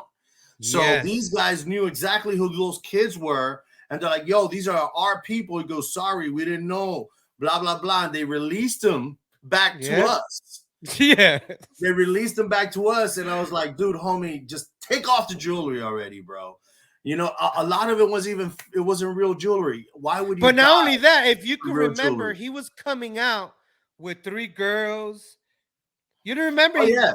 He was like, yo, I got yeah, these yeah. girls walking around. Oh yeah, and he was leaving. Papi Chulo with the fake jewelry in Mexico, and Don't get me wrong, he's a good-looking guy, light It didn't skin, work blue out. eyes. They Thought he was a gringo. They thought he was a gringo. He did. Yeah, They like did. everyone thought he They was a did. gringo, and he's They even did, and talking they to them probably in thought that Spanish. he was like some kind of model that they can extort money from or something, bro. But they targeted him, and bro, that was a scary situation. We almost lost a homie. We almost Well, lost. not only that, imagine we were with those preppy kids, the kids of the cartels. And if it would have just been us right there, like I had a dude with a freaking shotgun right on my rib, Yeah. like looking Yeah, at yeah. me. You had Yeah. another dude behind you, like there's nowhere to leave. Like Nah. it's either let him go, No. we go. But you remember, after that, everyone, it's like the guns magically disappeared. Yeah. Everything. We Yeah, looked around, everything nothing was. No. And then when they left, the little homie's like, yo, man, let's get back in the club and hang out. We're like, nah, I think we're going to cut it, bro. I think we're going to cut it. Then we're walking really fast through like a dark alley. I was like, we're going to cut it. We're heading back to the hotel. And then the cartel guys, you remember, it was like 4 cars. They said, we'll escort you. Yeah. Now the cartel dudes are trying to take this dude. They're like, we're going to escort you to the hotel so that way you'd be safe. I was like, what? So we're here. They're telling us to get in the vehicles. Like, nah, man, we're gonna walk this shit. So we're walking, and they're like, they're walking, and they're like literally escorting us. Yeah, they're just making sure that we make it back to the hotel because they know what kind of city it is. And bro, that was it. That was it. I was like, no more hanging out, y'all. That's it. That's it. That was the last time I went to Mexico, bro. There was another straight up. I was like, I ain't doing it. Did you hear about the time that me and another very well-known b-boy got robbed by the cops? Oh yes, you can say that story. That's another one right there. Yeah. Just so you know, when you're in Mexico, sometimes in certain parts of Mexico, there's this thing that the cops will pull you over and they'll take your money. You know what I mean?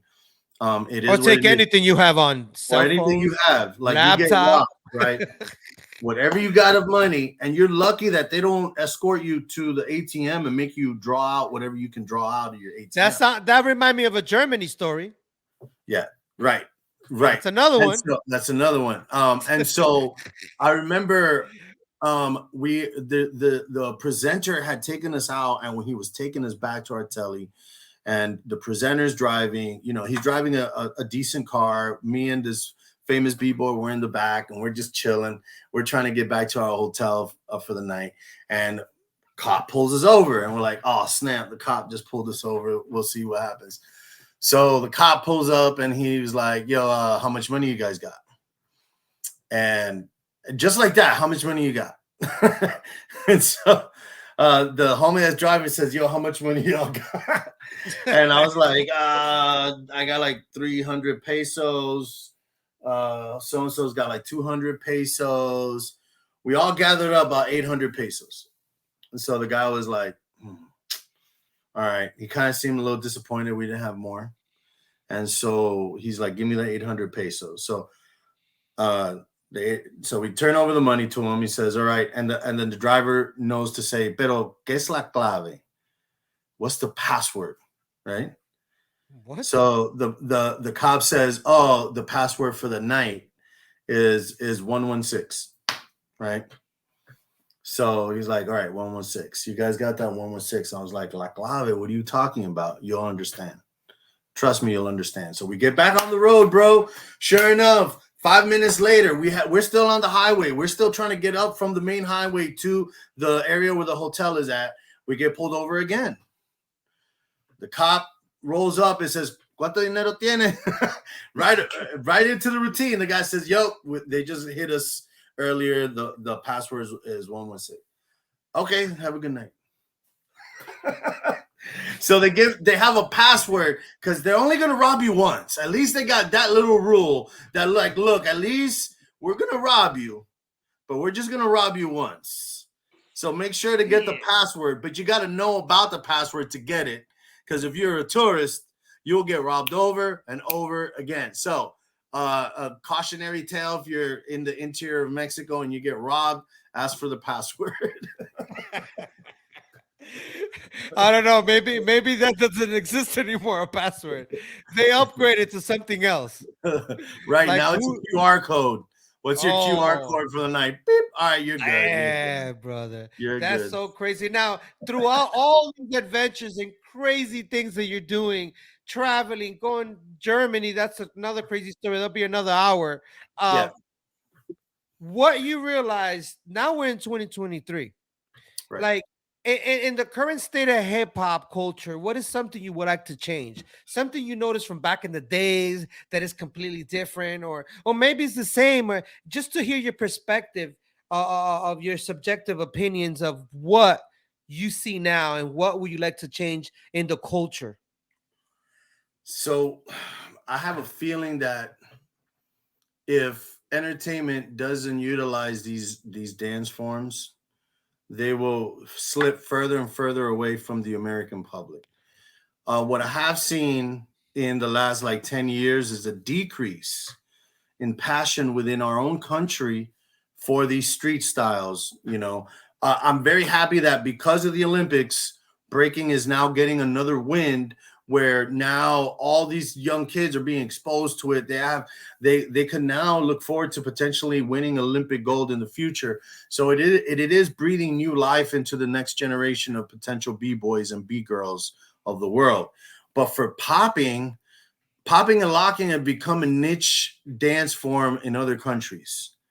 So within our own country, there's still only a handful of us that really take the dance serious. And I feel that part of it is we needed to have shifted our ways and how we use the dances now. And part of it is like we got so stuck on telling the story of hip hop, right? That we forgot to tell other stories with hip hop. So what I mean by that is let's make a real hip hop musical. You got these quote unquote hip hop musicals that came out first, like Hamilton, right? Mhm. You know what my gripe with Hamilton was? Why is everything have a backbone of hip hop except the dance? You look at the dance, and all of a sudden they're doing pirouettes and leaps and jazz leap. You got like these like modern contemporary dance forms behind MCs. Like that was a travesty to me. That was a super big fail. They could have just gone the extra mile, included the dance forms that went along with the movement. That's what I mean. That would have been a perfect chance to tell another story with hip hop. So that's where I'm at in my life, where I'm like, okay, from shifting from being a professional dancer to now being a producer and now being an entertainer. What I'm trying to do is create musicals and dance shows that no longer just talk about the evolution of hip hop, or this dance came out of this coast and this era. Like, let's move past that and let's just insert it as a language the way other dance forms have been inserted in other movies. The same with tap, the same with jazz. Let's use it as a language within our shows and have more Broadway shows that have real street dancing. Let's just use it as a medium instead of just being stuck as an old school dance form. Another thing I've been doing is changing the terminology, because I feel our culture chose the wrong terms, bro. Let's just keep it 100. That's right. Like first and foremost, I stopped saying the term old school. I just said it though to bring up this point, is because old school is a term that we created for something that's classic. Like ballet never calls a pirouette or one of their moves that have been around since the 1800s old. They call it classic. Yeah. A classic move. A classic move. Yeah. Yeah, it's a classic. Calling it old school is now creating a gap between people that don't consider themselves old. So and they don't want, and they're not interested in old school. No, they don't. Like let's get rid of that term. Let's use classic. Let's get rid of the term new school. Let's just let's get rid of some of those terms and use terms that edify us. Like, but we're always like in perpetual, like I'm always in a perpetual fight of redefining myself. And I feel that the culture should learn to start redefining themselves. You know, like we're grown men calling ourselves boys, you know, like B-boys, you know, and we've always done it. So it's something natural, but we've also labeled ourselves something that should, you know, that potentially could harm us down the road. Just like I explained that old, it's not a good term, you know. Let's not just be boys, let's be men, you know. Like, you know, let's, because I know they we're have not, the term as B-boy, like a boogie boy or a break boy or I a like the Bronx term boy. breaker. I like the Yeah, term breaker, popper, yeah. locker. Like Mm-hmm. we don't have to add these pronouns and things to it. Like we could just call it what it is. I feel that Don't sometimes, even get me on the pronouns. yeah, That's a no, different show. that's another show. But in regards to hip hop though, like in street dance, you know, I think we could revamp our phrases and to better edify what we do, so the new generation adapts it.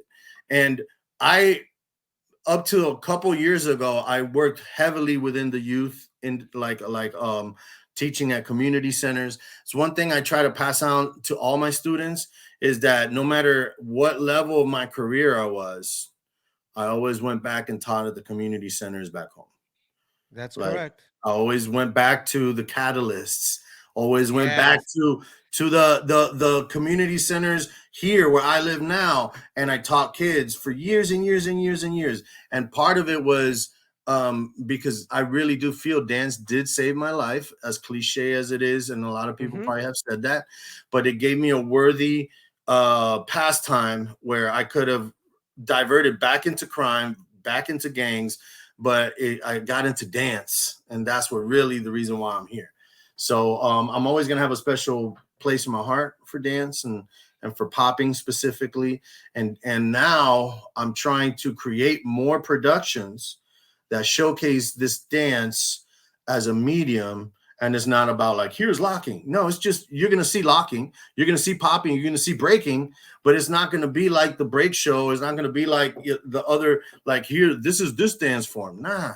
And It's you know just, what's so beautiful that you said that? Imagine Hamilton if it would have had the poppers when they were transitioning into the dance part. It would have been poppers, lockers, breakers. my dude, Like imagine how my dude. Hamilton, because it was already a success on its own, the way it Exactly. is, the way they did Exactly. it. But imagine if they would have added the realism, the Yes. truth behind, because like you said, their theme or their whole thing was almost like they're rapping everything. Yes. But so they're using one of the elements. They are. But they left the breakers out, they left the poppers out, the lockers. They also, and I understand because they're doing that whole back in the Sure. days Hamilton look. Sure. I get it. Which brings me to the next question. What is something you can contribute? And I know you've been contributing a lot to it to make the culture better. And I know some of the stuff, and I want to highlight some of the stuff that you're contributing. You just Right. said you're teaching, you're doing all that. What else you would contribute just to make the culture better if it comes to you? So essentially, one of the things I've been working on for the last few years is a hip hop musical, right? But set in the 1940s. So it uses the mediums, right? And there's MC. It's very similar. I took a page from Hamilton, right? But I inserted it in an era that was way cooler to work with in my idea, because the era of the 1940s has got the fashion of the 1940s, the cars, the zoot suits, the ladies got their dope dresses and the hairdos, and it has that look, right? But then the drama revolves around real historical tidbits that happened in California in the 1940s. It was a riot. It was called the Zusu riots. And so essentially what I've been working on this production is to use street dance throughout the whole thing, but it's not spoken about. It's just at some point you're going to see a swing dancing and tap dancing. Then all of a sudden you're going to look over and you see two dudes locking in zoot suits. You're going to look over and you're going to see a breaker doing some crazy acrobatic stuff. But essentially, we're gonna insert the dance throughout the film and throughout the production, and also other elements of street dance and hip hop culture, right? Like emceeing. The music is gonna be a mixture of hip hop and jazz and big band swing and mambo and and those early dance forms, So there's gonna be a hybrid of timeline. But when you look at it visually, it's all gonna look like the 1940s. Everything. There's not gonna be nothing modern. Can I show a little clip of the trailer? Sure, yeah. Go ahead. It's dope. It's Welcome so dope. to the concept film of Enter the Zoot Suit Riot. My name is Otto, Vazquez, writer and actor in the film. I am here to tell you a little bit about our film in the hopes that not only will you research these topics, but you also are intrigued enough to want to become part of our project. In the summer of 1943, what occurred in East Los Angeles can only be categorized as a race war. At one point, thousands of servicemen and women were on the streets of East Los Angeles disassembling order and bringing chaos to the area. And it began what we call now the Zoot Suit Riot. The Zoot Suit was a symbol of rebellion in many ways. It didn't start off as a symbol of rebellion. It was a common thing that jazz musicians and dancers would wear. Then the fashion spread from Harlem to Havana to Mexico City, all the way to East Los Angeles. Our film begins with Cool, a young Mexican-American growing up in East Los Angeles. Cool was a bootlegger, and so he was running alcohol from across state lines and bringing it into East Los Angeles and Compton. And because of these activities, he was able to support his mother and his little sister, Sophia. When Cool opens up his nightclub in 1940, Sophia falls in love with the nightlife, and she aspires to become a lounge singer. Our film has been modernized by fusing jazz, bebop, mambo, big band swing with hip hop and music of our time. The dance forms showcased in our film have also been modernized. We mix Lindy Hop, tap, hoofing of the era with modern hip hop and street dance. We want the world to see these original styles again with these amazing costumes, and we want to bring them back through the vision of hip hop, the way hip hop was originally visioned, not what you guys hear today. It's going to be delivered in such a way that we want you to walk out and say, hey, we didn't see a musical, we just saw a film with music in it. That is We need your support, your financial support to tell the story to the world. We want to thank you for watching, and please join us as we produce Enter the Zoot Suit Riot. Whoa! Yeah, brother. Yes. Thank you, so bro. Official, bro. Thank you. I saw that and I was so happy. I was like, man, I want to be part of that. I want to look like I'm in the, back in the days. What's so crazy when I was watching that? The first thing that came to my brain, and you probably know, was it Paula Abdul or was it Janet Jackson that did a music video back in the day with some lockers on the bed? Janet Jackson. I knew All right. Yes. So that was a huge inspiration of this because It was a huge inspiration. Wow, because I thought of that immediately. I was like, man, and I was showing my wife a long time ago because I was like, babe, do you remember? And this is before watching this. I was like, do you remember there was lockers? Or was it Paula Abdul? And we were looking for the video. And we found that it was Janet Jackson. I just couldn't remember again now. So Janet did a whole video that she was in the 1940s. A lot of people don't know this. The gentleman at the very end was Cap Calloway, the old man. He was Cap Calloway. Oh snap! Yeah, with the watch. You know what I'm saying? Damn, that's some Easter egg right there. And she brought him on to her video to kind of give him a shout out, right? And so that was a huge influence because I remember that feeling of seeing our dance forms in that time period. It was something about that. It was like, yo, it looks so dope. Like it works so well to see locking and popping and then even breaking with these type of costumes and these looks. You know what I mean? This look, right? So I was like, I want to do a whole musical set in the 40s, but you make it a hip hop musical where there is MC and there's singing, but make it in a way where everything is fits. And so that led to us doing a short film, which led us to cons, and now we're still in the development process because it's such a large motion picture. The project evolved, right? And it turned into, let me grab some real quick. Go ahead. Don't worry. I can edit this. The project evolved into this. So a lot of people, this Wait, book let right me give here, you full screen right there. Boom. bam. The project evolved into this beautiful book right here. Oh, where can I cop that? So where you can can I get get this that? in Amazon, and this is the actual let me see, let me make sure. This is the actual hardcover. So If now, you look- what if I get it through you and you sign it though? Because it's Of course. way better. Yeah, you can. Pachuco, hey, Pachuco. Yeah, and these are all the terms of the zoot suits, right? Yo, that is so dope. And so this this right here is what it finally turned into during COVID, because again, like I was mentioning, I was writing the screenplay that went along with the short, and I was like, this is too good. I need to put this in a book. So I transcribed it into a book, and this has been probably the best-selling book I've ever written. It looks amazing, bro. Thank you, bro. Thank you. But the thing is, if I get it off of Amazon, it's not gonna have your signature. All right. You have to hold it till when I see you.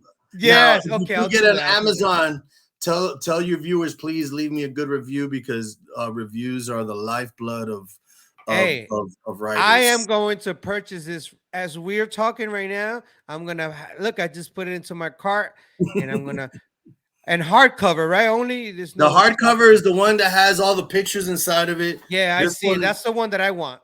Yeah, this is the one that that has my homie Gemini that modeled So an now, actual zoot suit from Los Angeles. They have a sponsor where we get zoot suits. It's called El Pachuco, and El Pachuco is the last zoot suit manufacturer that has a link to selling zoot suits in LA for a really long time. A lot of viewers might not know this, but zoot suits are still illegal. It was the only garment that was made illegal in Los Angeles. Why? And it was after the riots happened in 43, they felt that one of the reasons the riots happened is because the Pachucos didn't want to lose their style and stop wearing zoot suits. So they made them illegal to wear them, that they could throw you in jail if they saw you wearing a zoot suit in Los Angeles.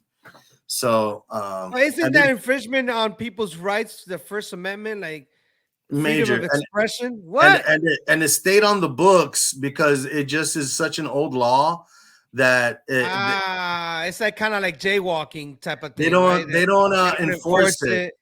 They don't enforce it, but they technically could if they wanted to. They technically but that's could. in California only, right? In that state. Only in Los Angeles County, correct? California. Of course, LA.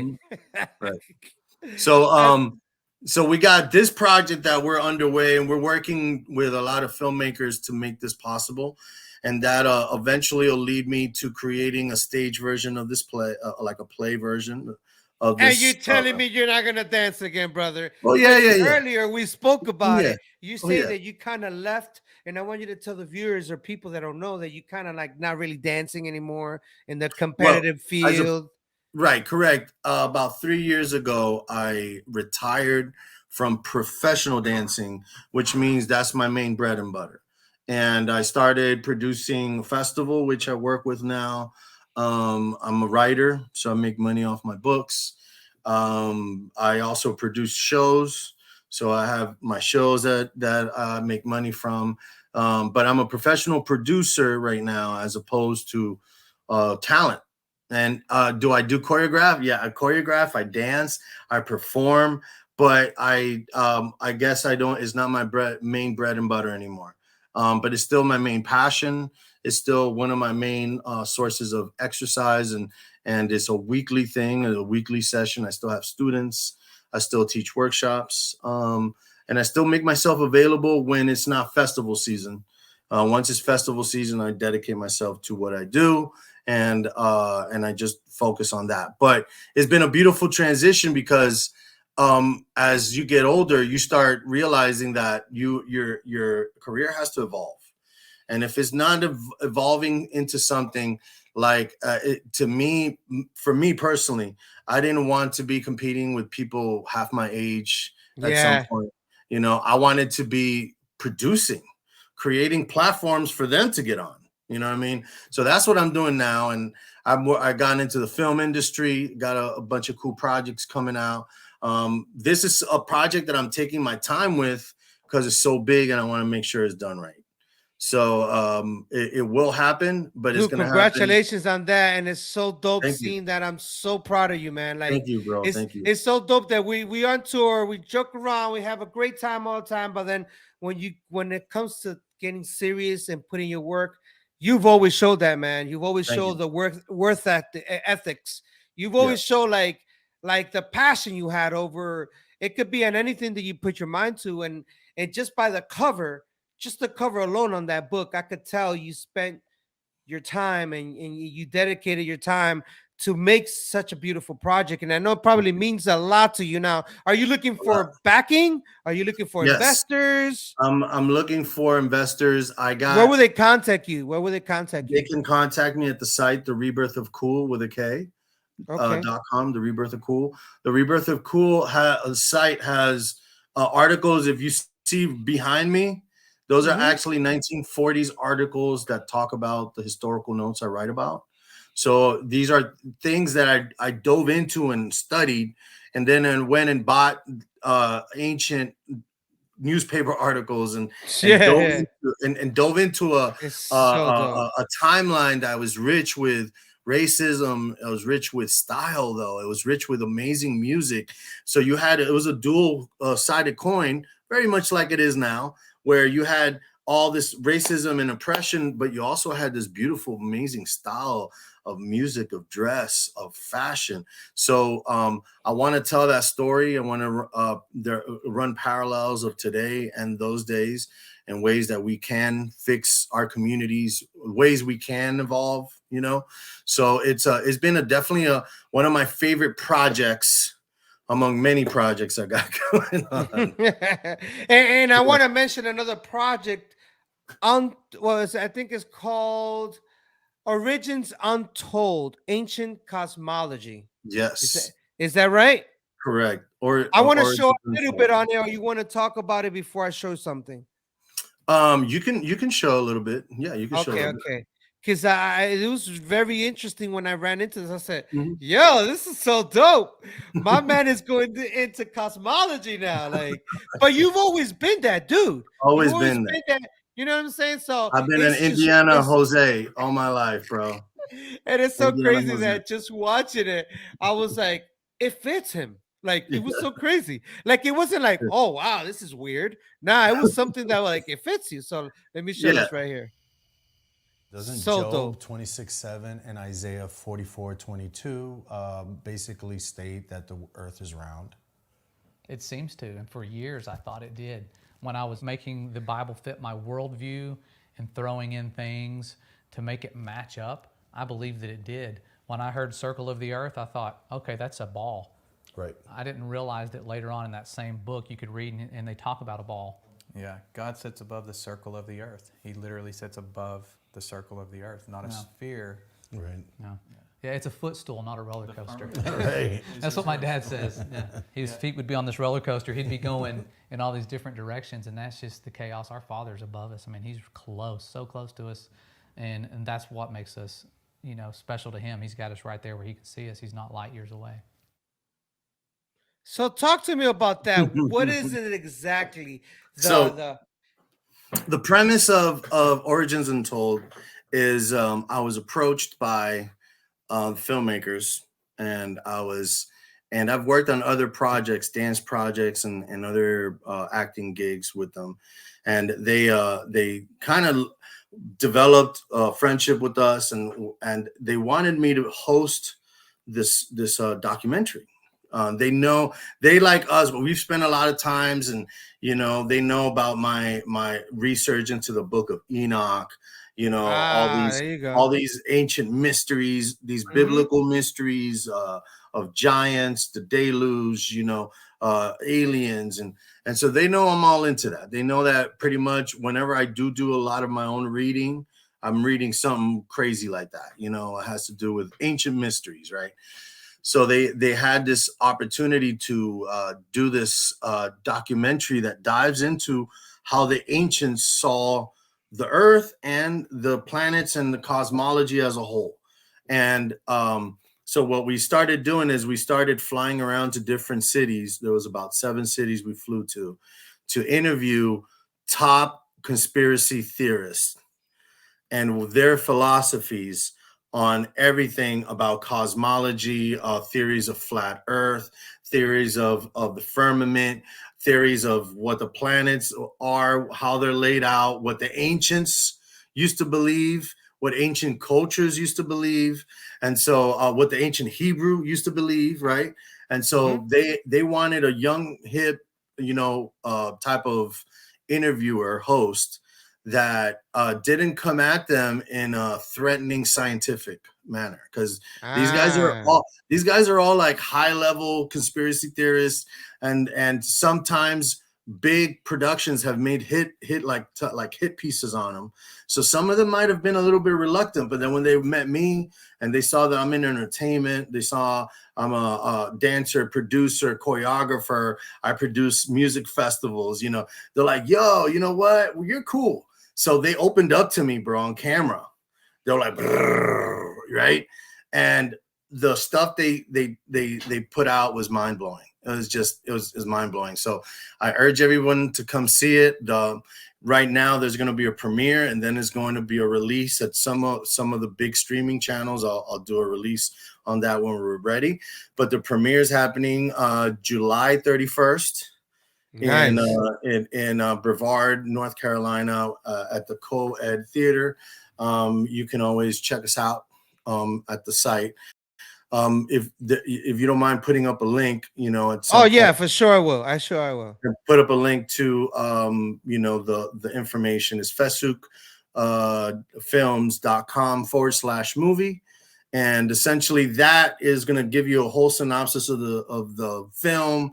And it's really interesting stuff. Like at first, they'll tell the story better than I, but I kind of turned it down because I had so many other things happening. I was in the middle of festival. I was in the middle of a really big fall festival last year, and I had a lot of other things happening, and I didn't jump at it. It wasn't until they came back afterwards and they got funded. And they were like, hey, we can do this for real now. We're going to fly you to 7 cities to interview these, scientists, theorists. So you're almost like the narrator host kind of thing, right? I'm a narrator host, correct. So I love that they put you on the posters that like this right here. Yeah. Which is so dope, bro. Like, yes, thank you. Look at that, dude. Like, yeah. Like this is a poster that's gonna be everywhere, and yes, and it's like the story almost is like on you, but you're like the investigator, journalist kind of. Right? I am the skeptic, and I rightfully ask some tough questions, and they of course, there was a lot of questions that the directors wanted me to ask, but they also allowed me to go off script and go into my own questions and dive into some real interesting personal things. These guys are all amazing at what they discuss, bro. Mark Sargent, David Weiss, these guys have millions of followers. If you ever get a chance to check out some of their videos, they're mind-blowing, the information they present. And I went from not believing in any of this stuff to now being totally open-minded, open to it. Now I question everything. That's kind of like I grew up in religion. So you're telling me that we're in a flat Earth? Be open to it. Just be open. I know. I'm just messing with you. I'm being the devil's advocate because me and Dizzy motion disorder. Oh my God! Every single day we're back and forth sending videos, and he's like, "Yo, I'm gonna show you. Look, there's proof." You know how we go down when of we go course, into the rabbit of course. hole, dude. Like it's kind of This is hard a to come out rabbit of that shit. hole that I went into with these gentlemen, and my mind is totally blown from it, right? And is now now I'm more curious. Now there's a lot of things that I'll be open, because when the premiere happens, I'm going to be questioned a lot about this. And there's I don't assign to everything that I learned. Like, I don't believe in everything that they're saying. There's some things that are a little bit far-fetched for me to understand, and it's hard to wrap my mind around, but I'm totally open to having a different view of the cosmos now. Like, I'm totally open to the notion, and I'm still doing my research, but I think that's where I have to be as well in pertaining to this particular production, because there has to be more than what we're presenting, and there is a lot more than we're presenting. And so I want to, I'm still going to investigate even more. And I'm sure now that I did this, more people are going to reach out with compelling evidence and be like, yo, until finally they can take us up and let us see for ourselves, right? You know, like, let me see for myself. So. now I know Joe Rogan he used to have a series that he goes around and starts questioning weird things. Jesse Ventura, the wrestler governor, he also did that. Then we also had Jeremy Corbell with the UFOs. I follow him big time. I'm just thinking of people from. I follow all this, man. Like I'm one of those excited kids or men that out there like, man, give me more. Like I just saw a documentary called Moment of Contact. I don't know if you ever seen it. No. That documentary just came out recently called Moment of Contact, and it was supposedly a UFO ship or unidentified, a UAP or whatever they call it, that crashed in Brazil. And then the government cleaned it up to, Americans came, the CIA, and kept it secret. Now, according to these Brazilians that they interviewed, they saw an alien, they saw the ship.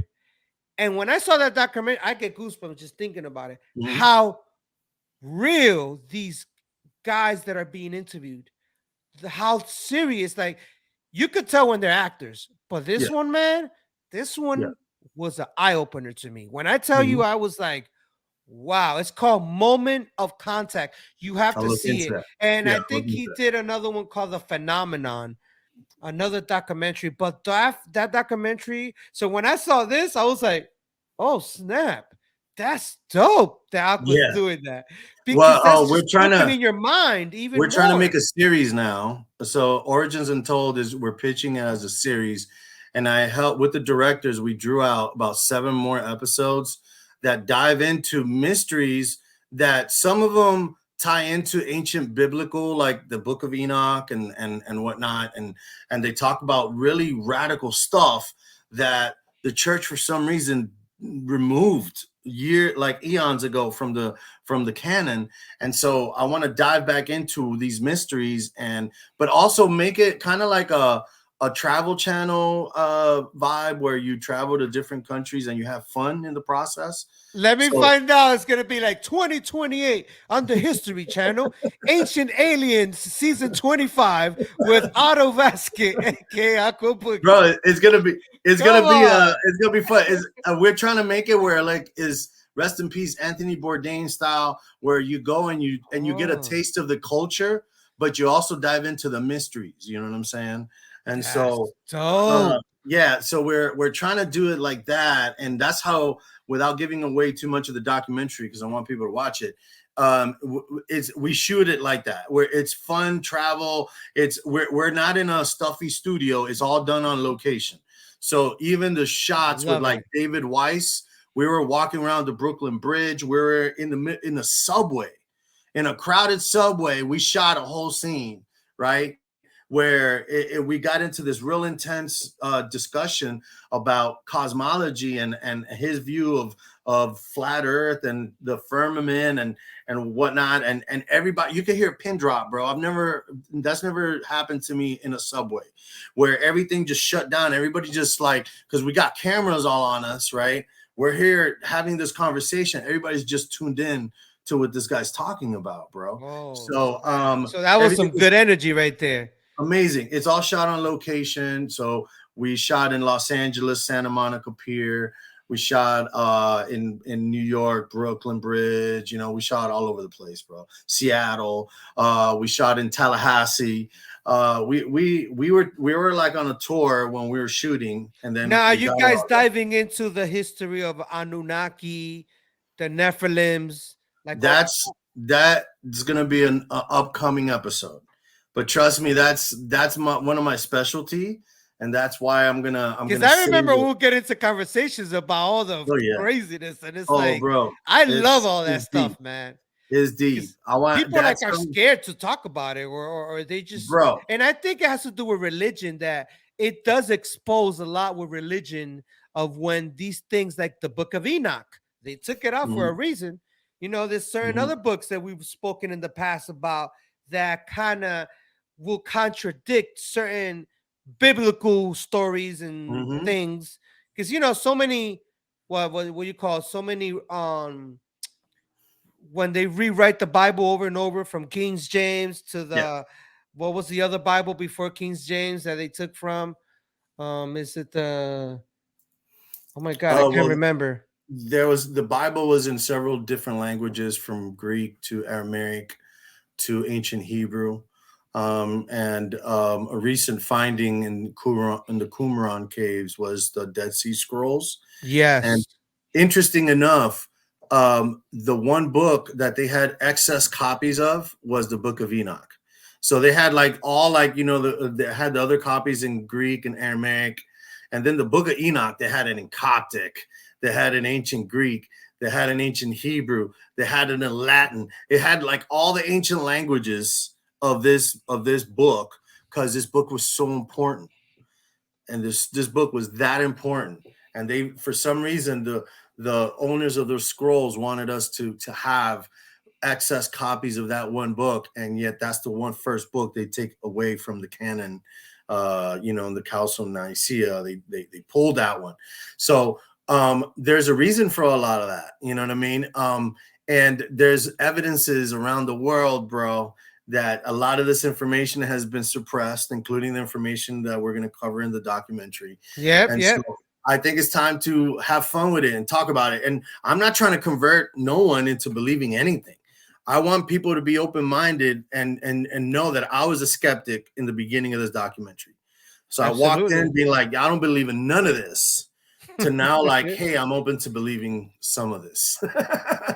Wow, there's so much like behind, like, come on, how much history, how long have we been on Earth, humans, for them not to be different things happening or advanced civilization before us, you know, that created the pyramids, and we still to this day don't know what objects and what machinery made it so sharp. And I could just imagine the stuff that you guys would talk about, man. Bro, That must be a fun, exciting job. Like it was going out there and as an investigator. God willing, everything goes well with this. Essentially, this is the pilot that we're releasing. So it's like the pilot that hopefully leads to the entire series. And my job would then be to travel the world and talk to people about the coolest stuff that you can ever think of, because I'm not a person that says, okay, I know everything. Anybody that says, yeah, I know everything, I know this for a fact, what do you know? Yeah. What do you know? What have you been taught? Like the other day I was watching, somebody was showing me a documentary of space, of this amazing new telescope, right? And it's like it's got it, you could see all these, right? So it goes from what it actually shows you is it looks like a little blurry light, right? So it's like, this telescope is the most advanced telescope, and it's showing me a blurry light. I'm like, okay, but this is an entire universe that you're looking at. I'm like, then they go into this computer generated graphic of this whole universe that is supposed to be looking at. And then, you know, the person is explaining to me, I'm like, okay, now I want you to deduct what you just saw. What can you prove? What is the only real footage, that a real picture out of that whole entire documentary? He looks back and goes, this blurry light. I'm like, you understand that anybody could have done that? Anybody could have shown you a blurry light, done a computer graphic, and made you believe whatever they wanted you to believe.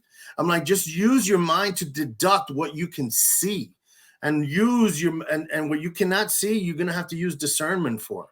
So a lot of people take discernment out of the equation. Discernment is underlying your underlying spirit or soul essence, whatever you want to call it, is telling you this is true. This is not true. So I always tell people, what do you know? And question everything. So don't sit here and watch my documentary and say, oh, I think the earth is flat, or I think that there's a firmament, or I think that there's whatever history they're going to lay out.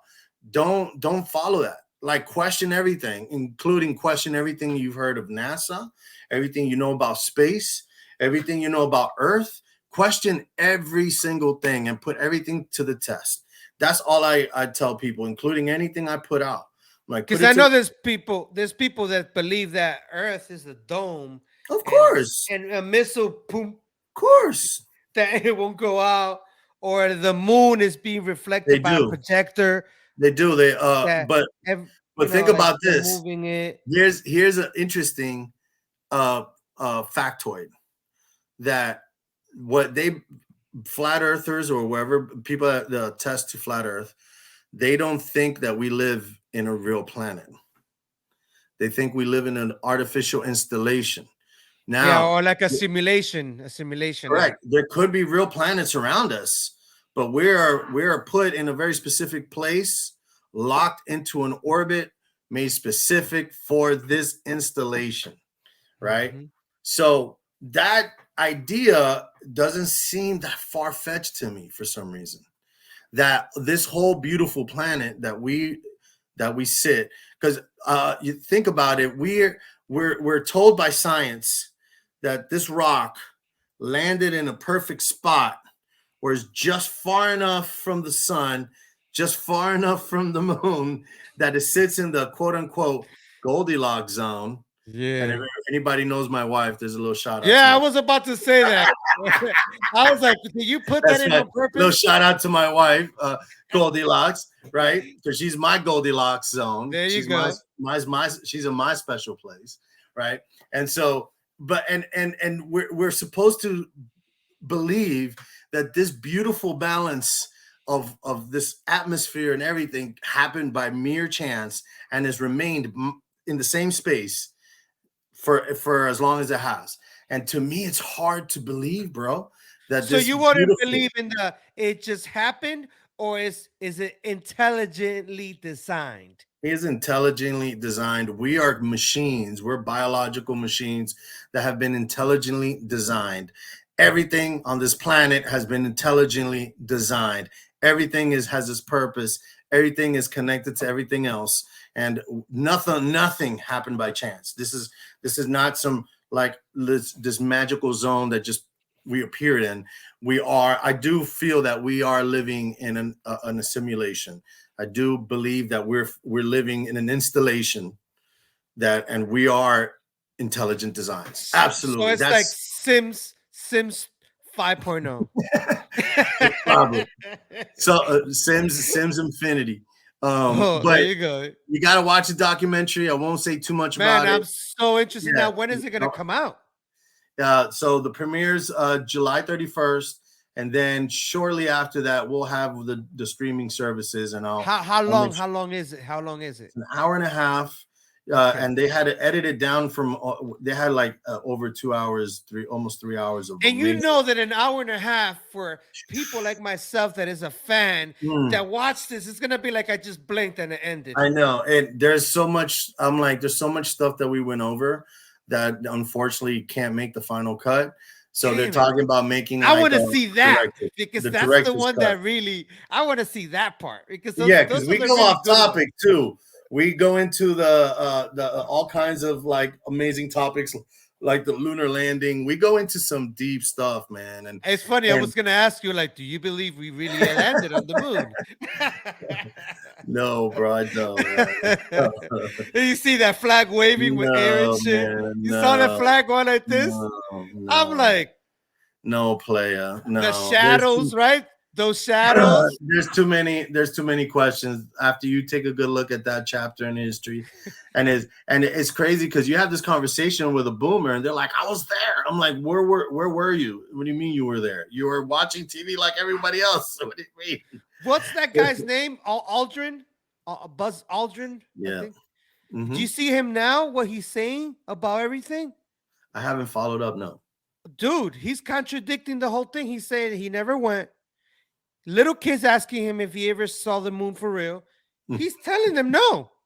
He's like, bro, you know what happens in old age? You forget to lie about it. And they're going after him, man. Whoever. Forget it. I was like, oh snap! I was supposed to lie about that. Oh, damn it. So now this is the ultimate question, and I know we're off the show, but it's all good because I'm interviewing you, and you are part of this. You know what I'm saying? So this is always the ultimate question to me. I go, why? Why are people keeping this in the secret? Like what is the ultimate secret of saying, let's hide all this for hundreds and hundreds a year? Let's lie about this. And I'm gonna be like, why? Okay. That's always the question for me. Why? I do believe there's certain parts of history that we know about and we can study. And there was a time where the church was the controlling factor of law of the land. And we saw the atrocities that led to having a church state. Absolutely. From the Inquisitions in time to, to the atrocities that and wars that were carried on in the name of God and the church, right? Mm-hmm. So I believe that what they called the Illuminati was essentially when the shifting of the attitude from religion to science, right? When things started shifting, the guys that have been running or the gamut of what we understand as science, they came to the conclusion that the one thing they would suppress or anything that goes outside of their narrative, because we cannot allow the control to fall back into the church, because we know what happens when that happens. So things that could potentially prove the Bible to be right will be perpetually hidden. And if things fall outside our scope of knowledge that we can't explain, we will hide it, because if we can't explain it, that makes us look fallible. Like we don't, like if we hide it or we discard it. Discard it. So if they find giant bones, right? And the giant bones, massive giant bones, and they were sent to the Smithsonian in the 1800s. The Smithsonian lost them. Why did the Smithsonian lose them? Because how are you going to put giants in the whole gamut of evolution? Where do you put massive humanoid beings? Where in your diagram from ape to man, where do you stick 130 footer?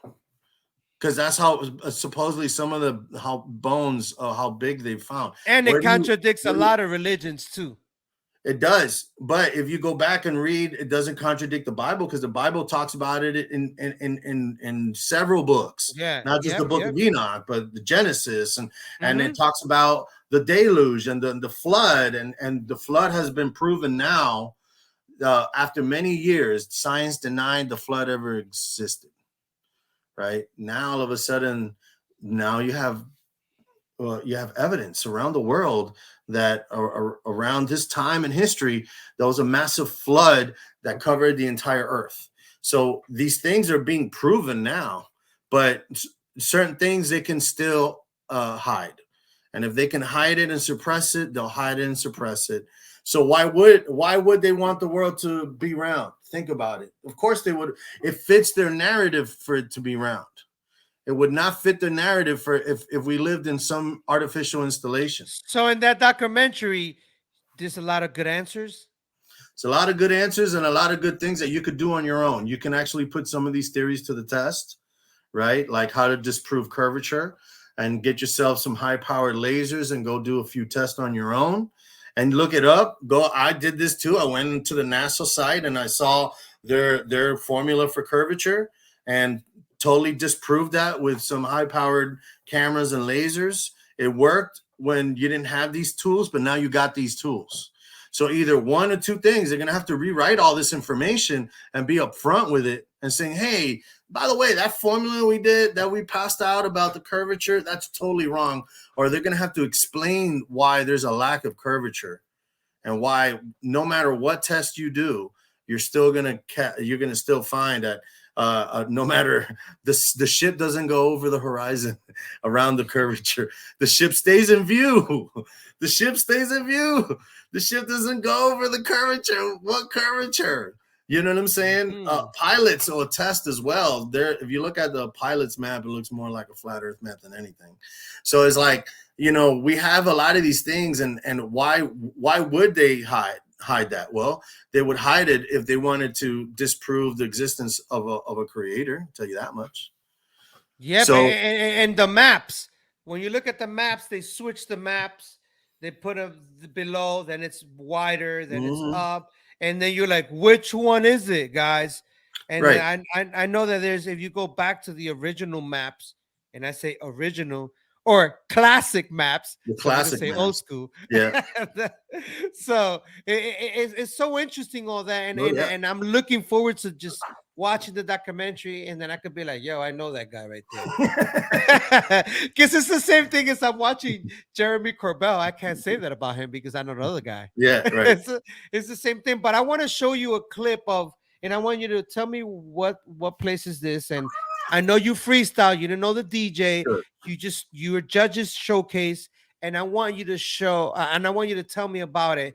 And how is it that you just could come up with just out of nowhere, just becoming and doing a dope round, even if you've never heard the song? So tell me a little bit about this right here.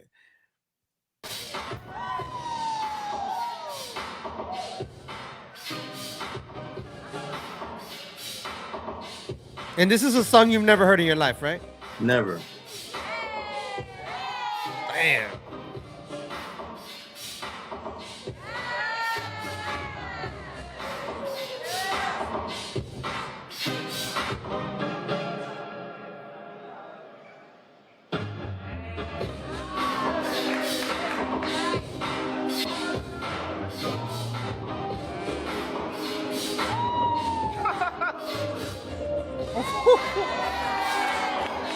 Yeah, brother.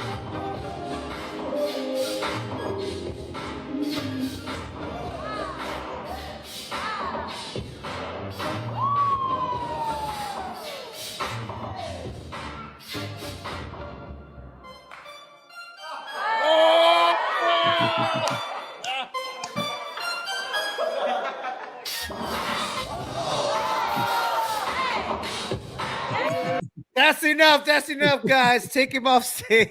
Damn, brother. And it's so dope because I've seen that so many times with my own eyes. Like and this is another where I have to shine. I have to shine because, I have so much footage of you that I can literally make like a 5-hour show. I need to get with you one day, bro. You do. And we've been talking about this forever. Yeah. Yes, we You have. literally need to sit down. Either I fly to you. Well, it's easy for you to come out here because this is where I have everything. Correct. If I show you, I'm not kidding you, dude. Like I have over 500 mini DV tapes. Wow. High 8s, I have a bunch of them. Wow. 8mm, VHS. It's so difficult. But this is another clip. But by the way, where was that? And what that was in Charlotte, North Carolina, Carolina Classic. It was did just a quick judges showcase. Junior Boogaloo was there. Me and Junior Boogaloo got to cypher backstage afterwards and bug out. It was a good time. And that Fresno, man, that Fresno footage, if I could find it before I edit the show, because this show will be airing on Thursday. Oh, nice. So I'm editing tomorrow and Thursday. Before midnight, it will be out. But if I could find that Fresno footage, that's amazing. I would drop it right here, brother. I would drop it right here. That would be an amazing clip. And I want you to tell everybody about that Fresno. So right there. Real quick. So we're touring Do you remember what year that was? I'll tell you right now. Because I just literally, when I was looking through it, 2006. So 06, we were traveling through Fresno, got to hang out with Boogaloo Sam. And Boogaloo Sam, I had connected through him, through his brothers, and essentially connected with him. And I remember me and him went driving, and he showed me where the relay races were and where all the street dancers would gather. And I got like real intimate knowledge of the beginnings of his journey, which was amazing. And so I told Sam, bro, tomorrow night's the show. And, you have to understand, this is your town, bro. Like, I would love to highlight you because, you help spark a movement that has traveled around the world, that's gotten me around the world. And you and popping, it's a special thing that happened here in Fresno. And we should tell people about it. Would you like to do a quick solo if I introduce you? He's like, man, I don't know. He was like reluctant, goes, tell you what, if you see me wearing a red zoot suit, Yes, that means I'm ready to dance. If I ain't ready to dance, I won't wear the red zoot suit. And I was like, all right, cool. And nobody knows that this is happening. Nobody knows. Nobody knows that you went through this. No, nobody knows. I'm hosting the show, so I don't even know what's going on. So then at one point I grab the mic and I do a quick introduction because I remember when we did the audience participation. Oh yes. Right. I remember, and you know how I remember how excited you was, bro. Yeah. We turn on the lights. I could see from where I was standing on stage that he was wearing his red zoot suit. Right. You can't miss Boogaloo Sam in a red zoot suit. And he's tall too. So he's tall brother, all decked out. So he's like, yo, he came to dance, bro. So sure enough, like I had promised, I grabbed the mic and I basically did an introduction of his legacy, of his history. And I said, we also got something magical. In fact, he's here right now. Basically introduced him. And then he came up on stage and he got down and blew everybody's minds, bro. Because you said he's from Fresno here, and he's here right now watching the show. And then all the lights came on, and he stood up, and everybody started cheering, and he didn't even get down yet. And I was like, "Yo, do you remember Shake? What he did? Remember, he ran to get dressed so he could throw down with him. You forgot about that part? Right, I did. He said, "Yo, I gotta get dressed." And he ran. Good old Shake. Didn't he throw down? I don't recall, but I remember it was an epic freestyle, and everybody was like, "Wow!" and he felt really appreciative afterwards. Yeah, man. That we gave him a shout out in the show, and he loved the show, and it was a special time, bro.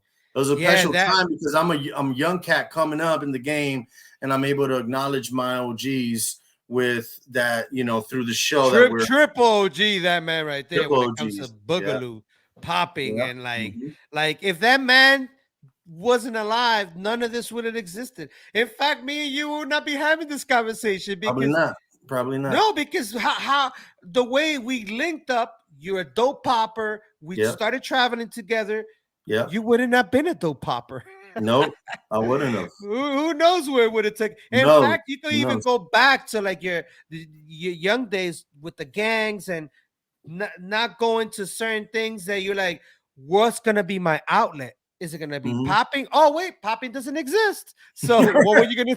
You know what I'm saying? Yeah, there's so many variables and so many things that could have took me down a wrong path if street dance wouldn't have intervened and gave me a pastime that was more of a lifeline than a pastime, and that's essentially what it was. Because even though raves were a real destructive scene too, in fact, my new book that's coming out is going to be all about that era.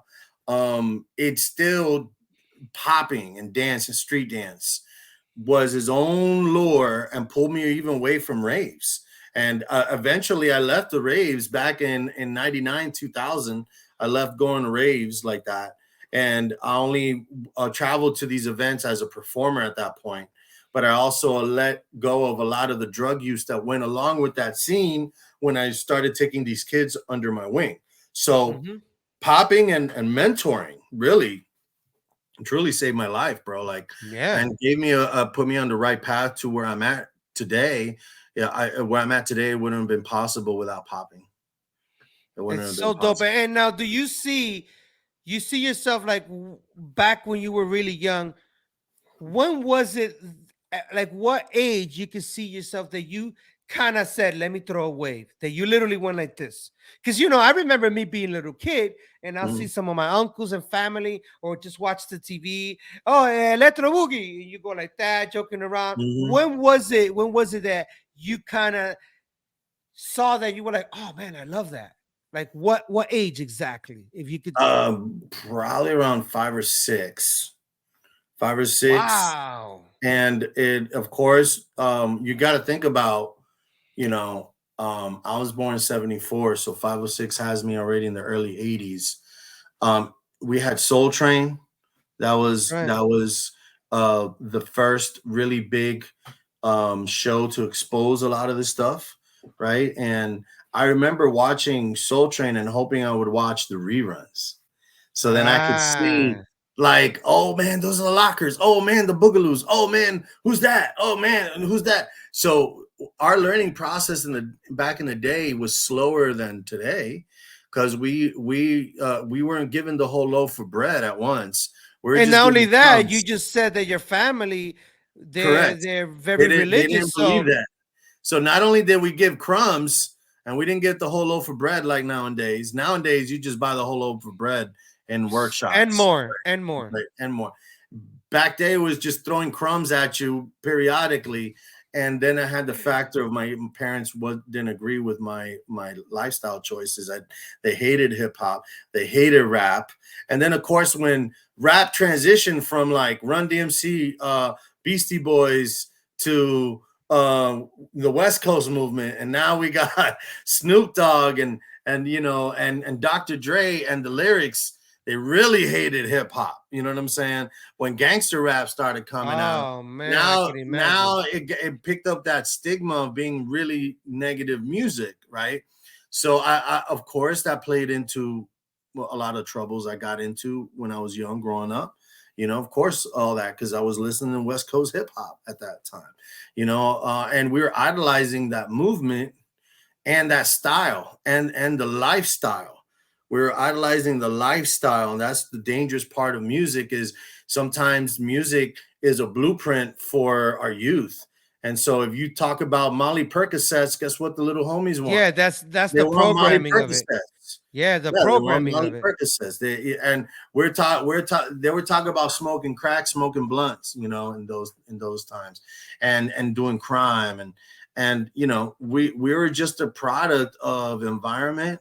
And the one good thing that really came out of that environment that really saved a lot of people's lives was hip hop, was street dance, was a worthy pastime that keeps you out of trouble. And it sounds cliche because I've heard so many people say it like that, but it really was the way it was. You know what I mean? You can only get into certain activities growing up in the 80s and 90s. What were you going to get into coming up in Hialeah? It's either you get into this shit or you get into that, you know. But, you know, luckily I chose hip hop and not, you know, and chose to get away from gangs. What year would you say that you made a name for yourself, that you were like, people know who I am and I'm dope? What year you think you would say? Would you say in the 90s or would you say early 2000s? 90s. I would say in the 90s, because by 97, that's the golden era of hip hop. 98, 97, 98 was an era where there was only a handful of poppers in the country, and most of them now were in Miami. Do you run into the Deadly Venoms and all that? Like, were you going against them, or they saw you were dope? We were rivals. We were totally rivals. I didn't know that. Yes, we were rivals. Absolutely. That was an old rivalry that had been. But from what time? From the mid-90s. The mid-90s began our rivalry, because, I mean, it's a classic tale of when there's only like 4 or 5 people doing your art form in the whole city. that take it serious, not just like throw a little arm wave. I'm talking about poppers. We all tended to go against Who were each there? other. Who were there that you knew in your ears that you're like, even though they don't like me, that name is still, because that's what I've been noticing now. Now the OGs, dudes that have been around for as long as you, myself, and Right. other people, sometimes even if they don't like the person, they would just completely erase them like they didn't exist. I am the Correct. type of person, even if they didn't like me or I don't like them, I will still mention their Absolutely. name because they were Absolutely. there. So who are Absolutely. Not names only that you that, would but drop? well, out of the Venoms, that one of the dudes that I really respected. No, but his not only crew, them, meaning whoever in that for time, sure, who was for there sure. that you remember? Because there were a few poppers in Miami. So There who were. were those names? So I would have to say Cuba. Cuba was one of the only poppers from Cuba. And of course, me having that heritage in common, really respected him. And even though me and him were at each other's throats in the beginning, we gained to respect each other. And I always respected his isolation. He always had a dope hit. You know, he knew how to groove with it. Out of the Venoms, that was probably my favorite homie out of that crew, skill wise. Then there was other people that I really truly respected, like Mechanical Master. Mechanical Master was older than me. He's one of my mentors, and he's like a cat from Fort Lauderdale. So out of the OGs, he's one of my favorite because he embodied really dope waving isolation. He's one of the first dope wavers that I really learned from. And Mechanical Master, his name is Tim Johnson. I'm still very good friends with, and he was around Kid Dynamo's era, and in fact, he had heard about Kid Dynamo and his crew from the Ghetto Dancers, because the Ghetto Dancers and Tim knew each other, right, from battling in the same scene over and over again. What's cool about Tim was into popping. Right, he did do a little bit of locking, but he was into popping, and he of course he was into roboting, hence the name Mechanical Master.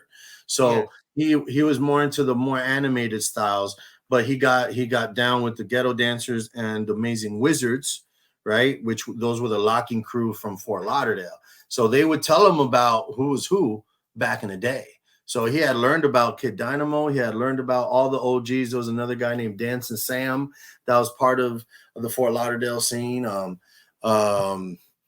Mechanical Master, Deadly Venoms, specifically Cuba was one of my favorites from them. And Cuba is, what's his real name?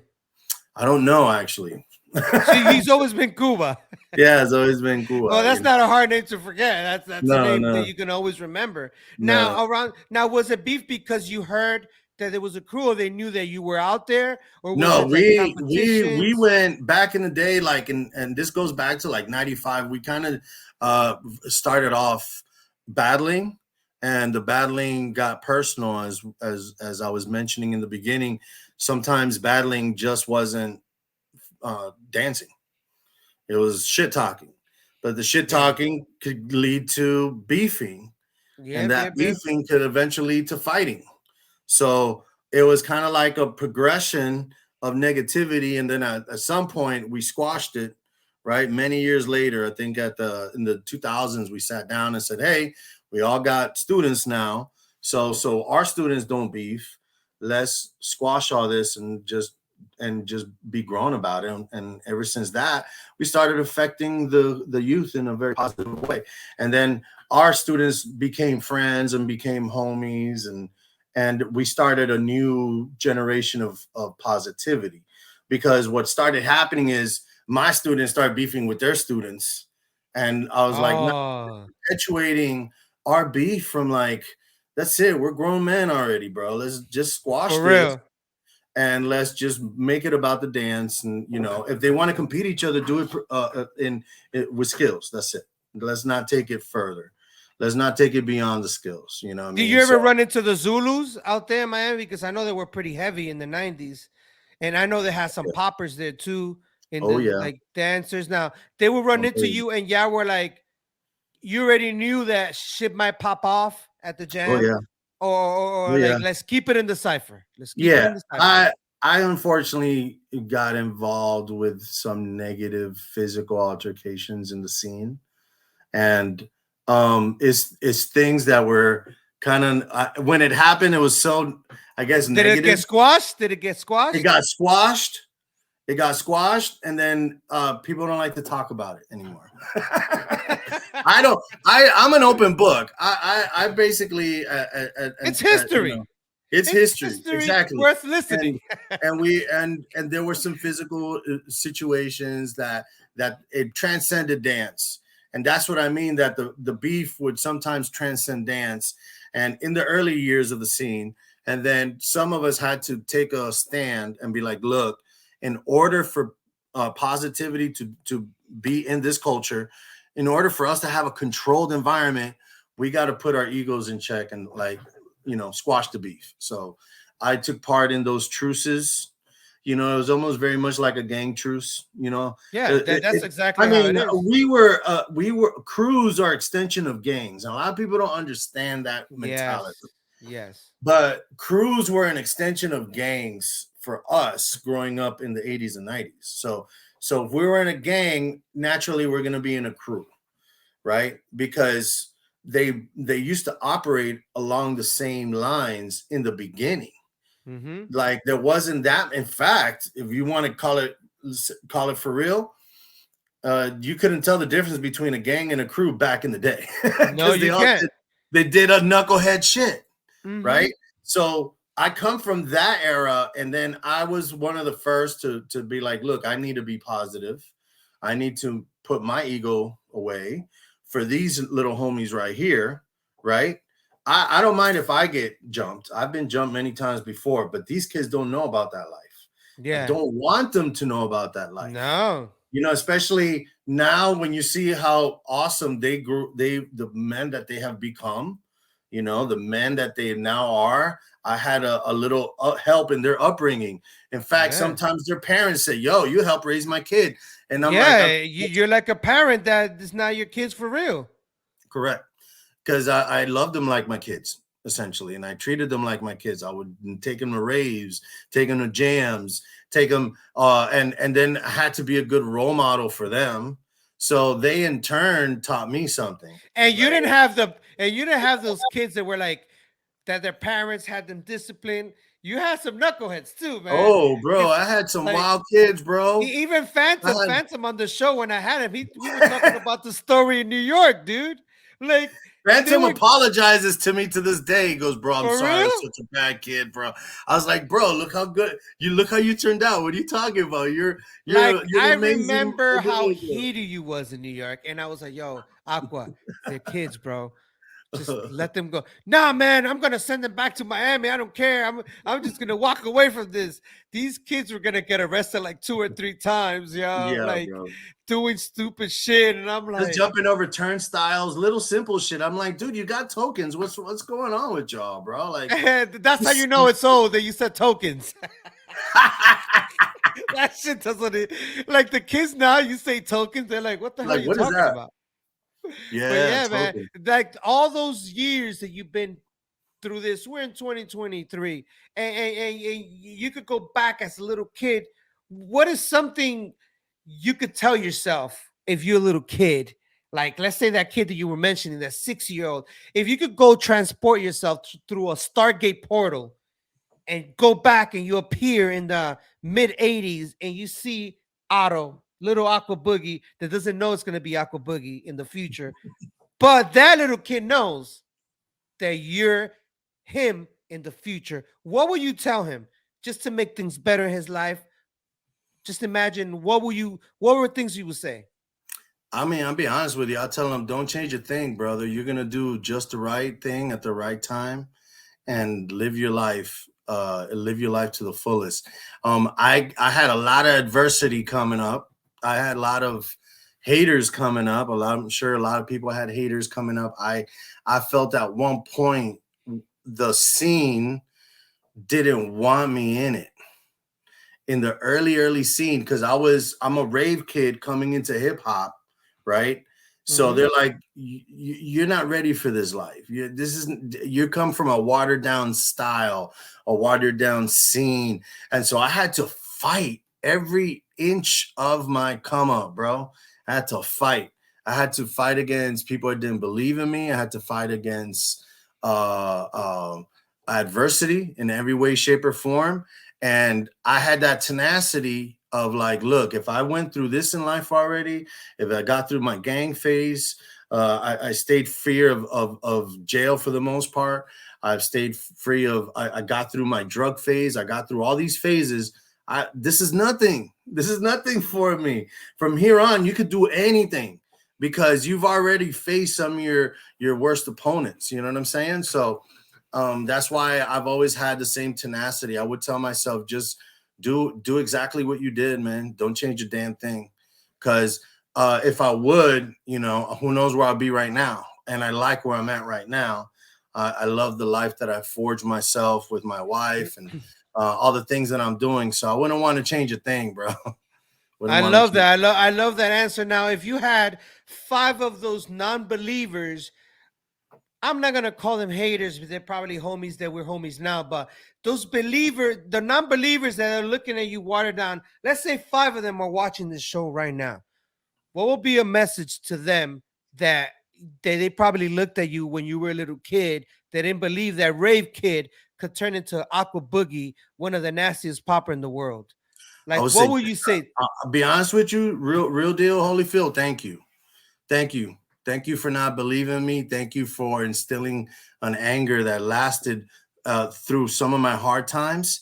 And sometimes you need that hater in the background doesn't believe you. Sometimes, believe it or not, for some of us, that's worth more than someone that believes in you. And I know that's a crazy statement. Yeah, I know that's a crazy statement. But sometimes one person talking shit will stay in your head more than 10 people saying good things about you. Like if you went to a jam, right? And you had 10 people say, "Doe, you're dope, bro. You're awesome, bro." But you had one dude say, "My dude, honestly, you suck, bro. Like you have all these people fooled. You know why? Because they don't see what I see. You suck." And then that'll fester in your mind where you're like, what are they seeing? Is it pure hatred? What are they seeing? And that anger will start pushing you to train more, or start pushing you to get past it more. So it can either make you or break you completely. If you're weak, bro. But I didn't come from that generation where we're allowed to be weak, bro. We allow ourselves to be weak in this generation. Whatever, that's good. That works for you. We don't. I lived in a generation where you weren't allowed to be weak. It was survival of the fittest, and that's why some people weren't cut out for life the way that I was brought up and where I was brought up. So I would thank them. I'll be like, yo, thank you. All that hatred you put out, that actually had a negative effect. I would totally thank them, bro. What they did was they lit a fire under my ass that's lasted throughout my whole lifetime. Yeah, I want to show you something that I saw that was very, very like eye-opening. Not eye-opening, but something that I was like, man, that's people need to hear this more. And it's about humility. And you were sitting down with Buddha Stretch having a conversation, I think with some students or somebody, Yes. or you were doing a workshop. And it's such beautiful words that you say in it. And I would like to show it real quick. Let me see if this is part of it. Where's there to go, but if you have no ego, there's no top. You can keep striving. The best thing that can happen to you right now, you heard it here, is for all your feelings to get hurt at some point or other. Trust me, I know you guys are not gonna be like, I didn't get this audition, or I got smoked at this club, and I didn't pass the preliminary round of the competition. Good. You know why? Because it's either gonna do one or two things. Either one, you're gonna go home and quit, and you're gonna cry about it, all right? You're gonna make up excuses for yourself. Or two, you're gonna go into the mirror, you're gonna get into the music, and you're gonna get better. It's only two things you're gonna do. So trust me, you want your feelings to get hurt. I'm always saying to myself, damn, I hope I get smoked tonight. Because you know why? Because if I get smoked, I'm like, you know what? I'm slacking. I'm falling off. What's going on? You know, I need to get back into it. Or maybe I just had an off day. But trust me, humbling yourself is the best thing you could do, not just as a dancer, but as a person. Dope, Yeah. dope. Yep. And look, Yep. you just said that right now. And Literally. When did that happen? When did that happen? That footage? probably happened in 2014, I think. 2014, 15. And you still living to that Yeah. moment right there, and you still believe Yeah, it because I you like. just said it. I mean, I'll be honest with you. It's a love-hate where I look back and first of all, the old Aquaboogy still resides in me. So I'm not gonna go and give these guys a hug or give them a prize. You know what I'm saying? Because at the end of the day, they were assholes. You know what I mean? But they were brutal. They were brutally honest, and but they lit a fire under me to the point where I'm like, okay, I'm gonna prove them all wrong, man. And I did. I proved them all wrong. Like I proved all my haters wrong. I went out and probably one of the most circulated dancers and poppers of my generation, especially from where I'm from. I got to see the whole entire world, still seeing the world, right? Yeah, man. And it all began with popping. So I can't hate on them now and be like, well, F you guys for not believing in me, you know, rot in hell type. No, I don't see it like that. I'm like, no, thank you for being that negative voice. You know, your negativity had an opposite polarity in my life, and now I'm where I'm at because of it. And of course, all the people that did believe in me made it even more special when they did believe in me, because I had those people that reminded me, yo, these people were brutally destructive with their criticism. In fact, their criticism wasn't really criticism. It was just like them putting me down, you know, because they never told me on what to work on. And it wasn't constructive criticism. It was just it was like, you suck. Go home. You suck. Yeah, you suck, bro. Get out of here. That's not popping. Go back to the raves. Go back to the raves. Yeah, exactly. Get out of here with all that. And so, you know, I'm all those people, like, if I see them again, I'll shake their hand, you know, I show them love. They know, and you know. Oh, yeah. Oh, yeah. That's the beauty. right? I got no hard feelings for him, because why would I, bro? Why would I have hard feelings for him at this point? Amazing. Now, if you could be remembered for one thing, what would it be? Wow, man. Now in my life, believe it or not, I know this is gonna sound crazy. I want people to understand I'm just not a popper and a waver. I'm not just a street dancer. I'm an entertainer. I want to be known as equally for my mind as I am for my skills. So it's a tall order, because I've been in the dance for over 30 years. And I feel like now I'm in a new leg of production as an entertainer. So my latter years in life is more about production and putting others on, but I want to be known for my mind and my concepts and my creativity, both on and off the dance floor equally. So it's a tall order, because, you know, I've been known as a popper my whole life. But right now, I want to be known more than just a popper. I want, like, people to, when they hear my name, they're like, okay, synonymous with productions, books, the books that I'm putting out, you know, The Rebirth of Cool, my latest novel. I'm releasing a new novel at the end of this year. And those novels is a testament to my history and my life, essentially. The Rebirth of Cool is just like Aquaboogy in the 1940s. So it's like me, but in the 1940s. So even like my personality. And you would have fit right in, bro. You would have fit right in. They would have thought you were a witch if you start popping back in the day. They'd be like, get this man out of here. Yeah. But imagine that you going back to the 40s and you do what you do now as a popper. Oh, man. They will literally be like, what is going on? Yeah, they'd be like, yo, this man is devil worshiping or something, because they're not going to believe that you, like, just to think about that, like, just doing like the piece they used to do for Break Show, like that piece they used to do. And people are watching that, they're going to be like, what? Oh, you know what? You know what? I believe that you might not. See, the local circus will pull you right away. Yeah, they'll be like, this guy looks weird. Let's put him in the freak Yeah, show. you'll be with the what's the hairy man. You got the hairy Yeah, man. You got the yeah. tall guy, the midget. This is the man with no bones. That's it. The no bone man. So you will want to be remembered as the all-around entertainer, author, filmmaker, actor, screenwriter. Yes, author, right? All that as more of a well-rounded entertainer, and it's a tall order. But that's what I'm focusing right now. Like I want people to, of course, know where my roots are. My roots are street dance, hip hop, and popping. Always will be a popper. Like I have weekly sessions at my studio where I invite young poppers that are in my company, and we just cipher. We do the old school cipher, and we have that on a weekly level, right? Now, So, will you take judges? Will you take judge gigs? I would. It would if it doesn't fall. Right now, I work with a music festival that's it's my third year as artistic curator, artistic director of it. Nice. So those music festivals take up 3 portions of the year, and if it falls within that, I might not. But then I have other pockets in the year that if the event falls within the slower parts of the year for me, I'll totally take it. Same with workshops. Now it's at my availability. If I'm not shooting, if I'm not on set, if I'm not at a festival, I'm down to do it. I'm down to do it. But you know that you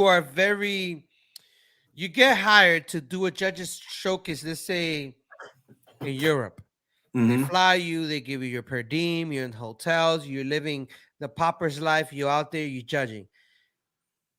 Wouldn't you be like a risk of somebody call you out and now you got to go back into the game again? Oh no, don't get me wrong. I'm just saying, I'm just asking that question just to know. Don't get me wrong. I am still who I am, and I trained my skills for a personal pride to keep my skills sharp. So you're enough. saying Sharp enough. that Yes. yeah, you're saying that you keep that sword sharp. Essence. Oh yeah. I keep the katana sharp, and if I have to basically showcase why they call me Aquaboogy, you best bet I'm gonna showcase. Absolutely. Yeah, that's a given. As long as I pop, I'm gonna battle. There is no popping without battling in my sense. But it's not like what the passion that I used to have of going and looking for it. And the last real dope battle I had was Boogie Frantic. And after that, I've had some other battles, but they were too easy. And I was like, oh man, you know what I'm saying? And the All Styles world started changing my view on certain things. That's why I kind of pulled away before production took over. I was already looking at the new All Styles world like, you guys are just making it easy for jack of all trades to win. Like you want, I love the specialist. Like I love the specialist. Like we have MMA, right? But we still love boxing, don't we? Yeah. We still love people that could just punch and just literally duke it out. You know what I mean? I love MMA, but I would never replace boxing with MMA. That's the way I kind of looked at and unfortunately, the ratings are moving to MMA more than boxing. It is. But I still love that. Straight up watching Mike Tyson versus Spinks or Frazier or whoever, just like, damn, that's like a fight. Correct. Exactly. I'm the same way with street dance. Like I understand your new movement, but let's keep popping competitions alive. Let's keep locking competitions alive. Let's keep breaking competitions alive. Let's keep these specialist crews and individual one-on-one categories. Let's not blend them all into this big smorgasbord and call it All Styles from here on. We're doing a disservice to these styles, because if I always said the term that dances are like languages, and what we're learning a couple phrases in Chinese, couple phrases in Japanese, a couple phrases in Spanish, a couple phrases in English, and we're trying to make sense of it all. That's the all styles in a nutshell. Wow, I never saw it that way. So That's I can how- imagine that's- someone having a conversation with somebody that has never heard none of those languages, and you make up a sentence in Chinese, Japanese, Spanish, and English, and you say it. That person's gonna be Exactly. like, "What?" Exactly. That's what's happening with dance. That's what happens with dance. Wow. These guys are not even learning their language. They're not learning their style. They are learning phrases within the style. What's that quote? Something master of none. I forgot how. They do many or master of none. I Right. forgot how. It's something that they do a bunch of stuff, but they're not masters of any of them. Yeah, jack of Like all they- trades, master of none. There you go. There you go. Jack of all Now I want to trades, show you before I master close of out the none. show because we're getting there. I want to show you this clip that I cannot leave out because it's so dope. Right here.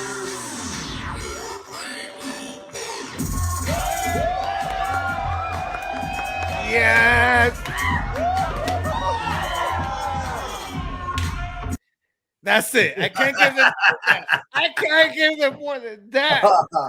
Yeah, that Damn. was only a couple years ago. That was just a few years ago. Yeah. Damn, I miss you, Aqua, bro. I Yeah, miss thank you, bro. Likewise. performing with you, man. The excitement, Likewise, just, brother. just Likewise. us talking shit right before going up on the show. Yo, Aqua, I bet you're not gonna make. We're gonna make more noise than you. Watch, and that will be the competition to see who can make more noise and be like, Yep. yo, Yep. you Aqua, you got it. Everybody went crazy for you than the Bboys. Damn, so dope, but brother, you made it to the end of Flash Talks. I Thanks, appreciate brother. you, and it's such an Appreciate honor you, man. to have you on the show. I wanted to Thanks give for you the having me, flowers now, man. I wanted to give it to you now, brother. We still I alive. appreciate you. I'm not Thank that type you. of person that start like giving the flower after the person I know. I passes hear and you. then, I hear you. oh, blow up these people. Oh, I remember. Nah, man. Mhm. We're alive right now, brother. I appreciate Exactly. you. Thank Since you, bro. the Likewise. First day I met you, man, I got Likewise, love bro. for you, and I hope your career just keeps booming and booming and booming. Thank you, bro. And then I could be like, yo, Thank you. I know that guy. We'll have to bug out and look through some old footage in the near future, bro. Yes, please hit me up and let's try to I will. plan it out because you come out here, man. We'll spend a good time together, and dude, it'll be dope because we'll go through all this. Man, we'll probably end up crying watching all this footage. There's so Especially much. with Alex, right? Yeah. Oh my, there's so much Yeah. footage, bro. Like I I was bet. looking through it and I literally stopped and I said, there's no point on me uploading this right now. It's Yeah. too much stuff. It's But a lot. I appreciate you, man, being on this. I know you're a busy guy. Everyone is out there doing their thing, Of course, but bro. But thank it's you. an bro. honor again. And I Thank you, want to brother. give you the big screen for you. I want you Thank to you, let bro. everyone know what you up to these days. Where can people find you online and connect with you? And I want you to give everyone the shout out and take it away, my brother. So of course, you know, you learn that I'm into film and production. I'm into festival production with the Leaf Festival, and those are all things that you guys could look up. Origins Untold. If you're looking to go to an amazing music festival, you can go to theleaf.org and check out some of our stuff. It's just amazing, beautiful family entertainment, best of the world music. I also bring out a lot of amazing headliners from the hip hop genre. Last year I had Nucleus. I brought Nucleus out of retirement. What? Yes, bro. I brought Nucleus out of retirement last year and got to perform with them. And I got to that was one of the highlights of my career. I got that going on, and of course, you can always find me at Aquaboogy with the Y, aquaboogy.info. That is my site. You could keep up with all my latest projects, including my documentaries. I got a new book coming out. Be on the lookout for that. The Rebirth of Cool is doing very well. If you have not purchased that book, that's on Amazon, Rebirth of Cool with a K. And look that up. I promise you'll love it. So any shout outs? Any shout outs? Shout outs to all my people that have been rocking with me since the 90s. Shout out to all the dancers that I build with around the world. You know, let's continue this legacy. Let's move our culture into other mediums. Let's expand let's do some new let's expand our horizons, man. Let's get into some new things and bring our style with us, bring our history with us. So let's do it. Dope, brother. Shout out to Flash, bro. Thanks Thank for you, having brother. me, bro. Thank you, brother. And I want you to Thanks for stay for having me. just 1 minute after the outro. But ladies and gentlemen, that is Otto Vazquez, aka Aquaboogy, in the place to be. Yes, and I go by the name of Flashback. This is Flash Talks, history worth listening to. Ladies and gentlemen, thank you for watching the show. I hope you guys enjoyed it. Don't forget to subscribe and like. But thank you guys. Good night. Peace.